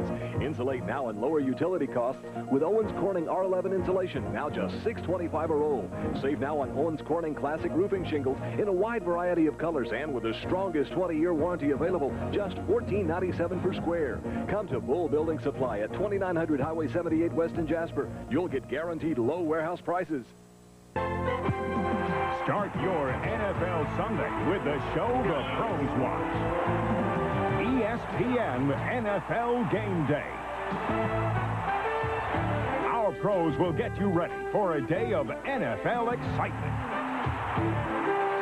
ESPN NFL Game Day. Tomorrow at noon Eastern. Pilot. And we thank them for being along. One of the few internally lit airships currently in use around the world. Blockbuster Video Blimp based in Orlando, Florida. And with us in Tallahassee to help bring those great shots from above Doak Campbell Stadium, where Florida State leads 40-14. And Danny Cannell airing it out deep. Nice job defensively by Joe Rowe. Philip Riley, the intended receiver. Joe, just a freshman out of Emporia, Virginia. Broke that one up at the last second. Carl Smith, we talked about, he's out of the football game. Ball was thrown a little late. Riley could just outrun this throw. You can see him, he has to throw, slow down for the ball, and Rowe is able to watch the ball and get his hand on it. Danny Cannell at the controls. Charlie Ward's day done with over 300 yards, 3 touchdowns passing, and a score on the ground as well. Clarence Williams, Pooh Bear, gets good yardage, close to a first down. We'll go to Dr. Punch. Jerry? Gentlemen, contrary to popular belief, football officials don't just ride a bus into town, grab a whistle, and go to work. They are successful businessmen and professionals who put a lot of years into their avocation. Take today's Atlantic Coast Conference official crew. There are 2 school teachers, 2 manufacturers reps, 2 insurance agents, 1 doctor, and a bank president. Combined, they have 102 years of experience, led by Jimmy Knight, the referee, a decorated war veteran. Back upstairs. Jimmy's a good man. Williams blasts his way out to a first down. Pooh Bear to the 48-yard line. Well, he's only got 3 more years eligibility. He'll be out of here, too, you know. Well, I'll tell you, interesting, when Charlie Ward leaves this offense next year, will they stay with the fast break offense? I don't think so. I think with type of players like they have in running backs and Williams, I think you'll see Cannell run a little bit more of the I formation in the future.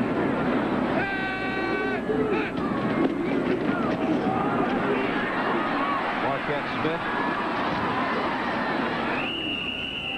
Another one of the youngsters on this team gets it into Virginia territory. Tamarick took 186 yards in the opening quarter. Hey, Pooh Bear can block too, Brad. Check out this one. Comes off, gets 1 block, runs over 1 man. That was Hicks. Now he keeps going, gets another guy, a little bit of effort. You just run over. That's the blocking assignment he had right there. Pooh Bear, you run over the outside linebacker and go get the free safety. Second down and 5. Pooh Bear, the up man in the eye now, behind Cannell. He'll take the same guy block and try to get the first down, but a flag down on this one.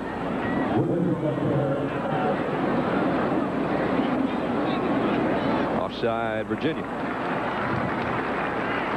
Gary, while we got 3 minutes and 25 seconds talking about Charlie Ward, we touched on it earlier in the first half and just kind of swept over the mention of about his ability to play in the National Football League. Now you had a chance to see him for 3 quarters. I have to admit, I had my doubts coming into this season because I saw him maybe at his worst last year against Georgia Tech. I wondered if he wasn't the type of guy who was just scrambling around and making plays. But watching him up close and watching how he delivers the ball and the accuracy of his throws, I don't have any doubt he's a big-time player. And now, you know, he does make plays like a Roger Staubach, a fast Roger Staubach, by the way. That's right. But he reminds me the way he throws the ball of Warren Moon. He just has a rocket. First down.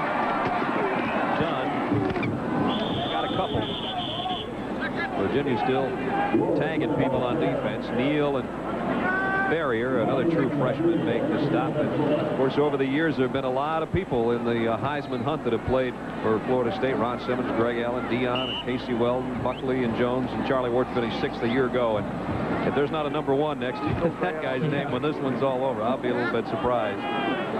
Well, and I really thought they had the best football player in college football last year, too, Marvin Jones. And if it would go to anybody but a skilled player, he should have won it last year.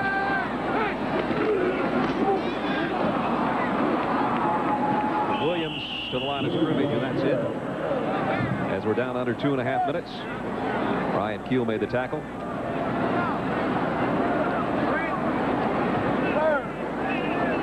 And it brings up 2nd down and 8. Beg your pardon, 3rd down and 8. Just outside the 41-yard line. Simeon Willis, you'll see a lot of him over the next couple of years, too, as he has upped his totals to 15 touchdown passes on the season. His percentage was hurt a little bit today in yards gained, but he had a fine 3rd quarter and what he's played in the 4th quarter. Clyde Allen gets this completion. And it's going to bring up 4th down, almost 3 to go. Fans want Bobby Bowden to go for this. There's really no reason to punt the football at this time. You've got your backups in the football game. You might as well let them get some experience. If Charlie Ward did go down, you want Cannell to have the experience to be able to step in there and play. At this point, it's not rubbing it in. 4th down and 2. What do you get, the Pooh Bear? That probably would work. Just outside the 35.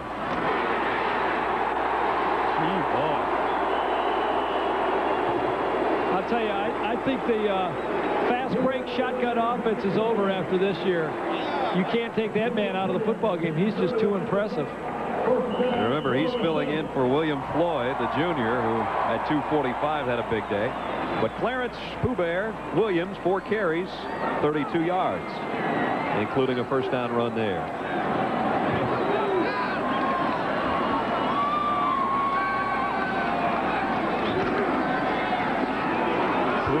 To the 20. Give him about 6 or 7 more.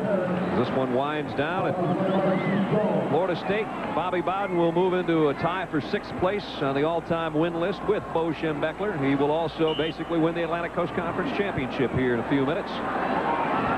And Virginia can only look up at the scoreboard and see that they are 26 down to 1 serious football team. They played with a lot of pride in the 2nd half, though, and you got to give them a lot of credit for it. They knew they were overmatched, and they hung in there and fought all the way. Marquette Smith outside. You know, we always used to talk about it in our games, too. Anybody can play when you're ahead or when the game is even. The real players play when you're behind, the game's over. And I'm sure Bobby Bowden will tell George Welsh that. A couple of old friends from way back when they were assistant coaches at West Virginia and Penn State, respectively. But this one goes to Bobby Bowden. And still, #1 is #1 with a 7-0 win. For Jerry Punch and Gary Danielson, I'm Brad Nessler for our entire ESPN crew saying so long from Tallahassee, Florida. 40-14, Florida State rolls over Virginia. College Football Scoreboard Show is coming up next. The new Ram pickup features a frame design so strong, it's been patented. Its available rear step bumper can pull 5,000 pounds by itself without the help of that frame. And the tie-downs in back are so strong, they can support the weight of the entire truck. We overbuilt this pickup because we were sure you'd never underwork it. New Dodge Ram, Motor Trend's Truck of the Year. Tony and Diane get regular insurance checkups, just like they get regular medical checkups. I'm State Farm Agent Carlos Bermudez. I have been their State Farm agent 7 years. A family insurance checkup helps them make sure all their coverages are up to date. It's also a good time to explore options, like how their life insurance plan can be adapted to help with their daughter's college education. I think the family insurance checkup is something everybody can feel good about. State Farm is there.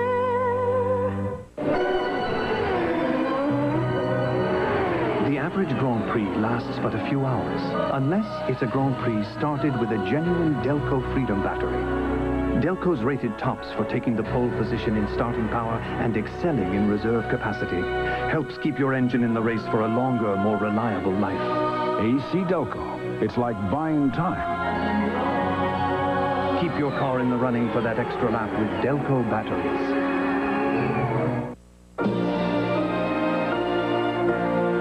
Come fly the airline that spans more than half the world. United. Come fly the friendly skies.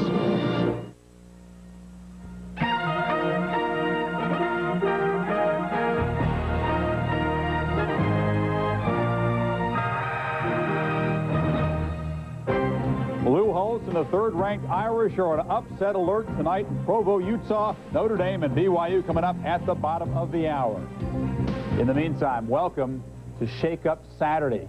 Be careful, Lou Holtz. It's already been a very eventful day in college football. I'm Chris Fowler along with Lee Corso and Craig James. By far the most interesting afternoon of football all season long. Third Saturday of October always means Tennessee and Alabama. In recent years, it has always meant an Alabama victory over Tennessee. Could the Volunteers finally snap that 7-game losing streak and the Bama 28-game winning streak? First quarter, 2nd and 8 play. Heath Schuler in the shotgun to Craig Faulkner, 7-3 balls. Schuler breaks the school record for touchdown passes in a season right there. Then Terrence Lynch gets the handoff, fumbles the ball. Deron Jenkins picks it up, puts the Vols in good field position. Tennessee drives down to the 2. And Schuler to James Stewart. This is the kind of plays Tennessee has made in recent years against Alabama. They had the momentum, they gave it back. Alabama ball, driving, down 8. Barker to Palmer, the great pass, 22 yards. Stallings' team knows his team can only come out with a tie at this point. Barker on 4th and 10 at the 18. Hits Kevin Lee. He gets it down to the 1-foot line. Next play, Barker dives into the end zone. 17-15 balls. They go for 2 in the tie, and David Palmer in at quarterback. Full house, and Barker watching as Palmer takes it around right end into the end zone. They convert it 17-17. It feels a lot more like a loss for the Volunteers. They had the game in their grasp, an 80-yard, 11-play drive. It is 17-17. Meanwhile, a little farther south instead of Alabama, Auburn taking on Florida. 10-zip Gators, and Calvin Jackson picks off Danny Warfel. They're not going to get him. 96 yards later, 10-7 Gators. That play really sparking Auburn. Later in the second quarter, Tigers at a 14-13 lead. Eric Rett takes the handoff from Warfel. Nothing but green grass in front of him. 2014 Gators. It was 28-27 Tigers in the fourth quarter. Frank Sanders on the reverse gets into the end zone. 35-27 Tigers. Auburn tied it at 35. Scott Etheridge in the fog, in the drizzle, knocks it through from 41 yards. Auburn wins it 38-35. Coach Bowden's Tigers, the only team in the SEC with an unblemished record. Auburn defense played well. Coach Bowden celebrated. I can't ever say if we're going to come back and win a game. I always believe we're going to come back and win even when we lose. Always, I've been in too many that I've been behind and come back and won, behind and come back and got close and lost, and never happened. Every single time I honestly believe we're going to win the game. So unbeaten Alabama and Florida nicked up. Could John Cooper's Buckeyes escape against Michigan State? Brett Powers briefly in at quarterback, hitting Joey Galloway, who had a big ball game. 64-yard strike, 14-3 Buckeyes. 3 touchdowns, get in the end zone. 3 touchdowns for Galloway. Fourth quarter, 21-13 Buckeyes. When Jim Miller looks for his fullback, Scott Green, 38 yards as he gets it across. The 2-point conversion made it 21 apiece. Fourth quarter, just over a minute remaining. That's Raymond Harris from 6 yards out. Breaks the tie, and the Buckeyes do remain unbeaten. 28-21 Galloway, the monster ball game. 10 catches, 195 yards. Washington, UCLA. First quarter, the Bruins were down 15-0 when Wayne Cook hits J.J. Stokes on a quick slant. J.J. Stokes has been on fire like very few guys in the history of college football within a 3-game period. 95-yard touchdown in the third quarter. Stokes, again, a 22-yard touchdown. UCLA comes all the way back to lead it 20-18. Stokes, one more time. A little quick slant, the nifty inside move. 4 touchdowns on the day for J.J. Stokes. 10 in the last 15 quarters as the Bruins win their 4th in a row after losing their first 2 ball games. They still have the 1 loss in the Pac-10, though. Louisville struggled all day long against Southern Miss. They now have come back and taken a 1-point lead midway in the fourth quarter. Washington State is hammering Cal. The Bears apparently have not recovered from that emotional loss to Washington in the final seconds. And Southern Cal taking on the Beavers of Oregon State early in the second quarter. It's the Trojans up 6-0. I think we have to start, Lee, with the game in Birmingham. It may not feel like a win for Alabama, but it's certainly a lot better feeling than Tennessee has. Boy, you got to give Alabama a lot of credit. Jay Barker comes back in that fourth quarter. David Palmer runs and catches the ball and goes. Heath Schuler, Alabama's defense did something I didn't think was possible. Heath Schuler hit 15 passes in the first half and 0 in the second half. That's how they caught him. But watch out, Alabama. You got Ole Miss at Oxford next week. Not much time to celebrate. Yeah, you know, as you all have said, I think it really became apparent to me. Alabama left this game with a good feeling, pulling off a huge tie. Tennessee had the ball game won. They lost the game, and with that tie, Alabama now still has a chance to stay undefeated and have a chance at the Sugar Bowl and maybe FSU. But really no chance for an unblemished record in the Sugar Bowl because Auburn's the only undefeated team in the SEC. For Tiger fans, it doesn't get much better than this. You beat Florida home and Alabama's winning streak is over. Auburn looked great today. They had the running game. They had the passing game. Stan White. They can go undefeated in this season. All they have to do is go to Georgia, beat them, and then stay at home and beat Alabama. They show they can do it. Yeah, they could single-handedly destroy that SEC championship game of unbeaten teams. A lot more to talk about on Shake Up Saturday. Michigan and Penn State in Happy Valley. An historic day for Jopa's boys. Would not end on a happy note in Happy Valley. Shades of the '79 Sugar Bowl, speaking of Alabama. And a reminder that Notre Dame and BYU are coming up from Provo, our primetime game at the bottom of the hour as Kevin McDougal gets his offensive unit ready. Remember how much fun it used to be to play in the snow? Well, it still is.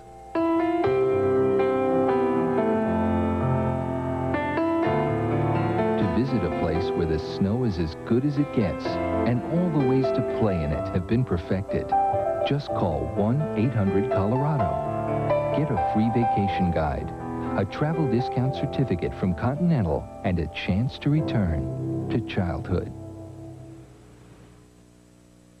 At Bull Building Supply in Jasper, we offer guaranteed low warehouse prices. That's why we're the largest independent building supply store in Alabama with over 8 acres of low prices. Insulate now and lower utility costs with Owens Corning R11 insulation, now just $6.25 a roll. Save now on Owens Corning Classic roofing shingles in a wide variety of colors and with the strongest 20-year warranty available, just $14.97 per square. Come to Bull Building Supply at 2900 Highway 78 West in Jasper. You'll get guaranteed low warehouse prices. When we were told that we were going to get Blue Cross, I was excited because I knew the employees would be excited. And I just want to jump up and shout, we now have Blue Cross, we have Blue Cross. And because I knew that it was going to be received well, and that's exactly how it was received. And when you get down to the bottom line and your profit level, and you look at your employees and the benefits that they're going to have, you're going to go to Blue Cross and Blue Shield every time. It's a win-win situation. And welcome back to our scoreboard show. Well, Penn State was rolling, Michigan was reeling coming into their first ever meeting today in Happy Valley. A lot can change in 3.5 hours. We've certainly seen that this Saturday. Jopa is excited for this ballgame as he had been for any in a long time. And his Lions led by 3 when Todd Collins watches as the touchdown, Mercury Hayes in the end zone, 14-10, Michigan up.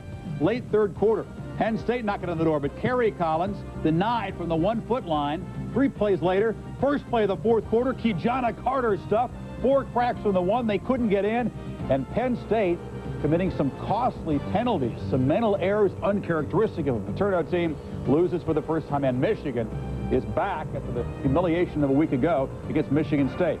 Wisconsin and Purdue, Badgers in white, 14 up already when Darrell Bevel tosses it to Rowe. Fletcher takes it in. The extra point good. Badgers are rolling 21-0 in West Lafayette. Jim Coletto, problems with his staff in the off week and problems with every facet of Purdue's game today. Third quarter, 21-0. Bevel fakes 19 yards to Mark Montgomery. They made it look very, very easy. Corso wondering, where was this Purdue team when I was trying to win the old Oaken Bucket back at Indiana? 42-28, the game not nearly as close as that score would indicate. And Wisconsin, again, along with Ohio State, the only undefeated teams now in the Big Ten. Iowa and Illinois, the Illini, 49-3 winners at Iowa, 21 yards rushing total for the Hawkeyes. Minnesota breaks a 13-game road losing streak, 28-26 over Northwestern. They go to 3-4 on the year. In the ACC, Wake Forest and Clemson. You don't want to be Ken Hatfield tonight. Scoreless in the first quarter. Jim Kemp takes it around right end, and the Demon Deacons are up 7-0. They've never won in Death Valley. It's 13-10 in the third quarter, and John Leach gets to the corner, 6-yard touchdown. Wake Forest wins it 20-10, the first win in Death Valley since '61. And Jim Caldwell, the first since Dan Devine to win on his first trip there. Congratulations to Coach Caldwell. Their only other win this season against Appalachian State. The IPTAY crowd will not like that. Marshall led all day long against NC State. The Wolfpack come home and beat the 1AA team 24-17 late. Maryland.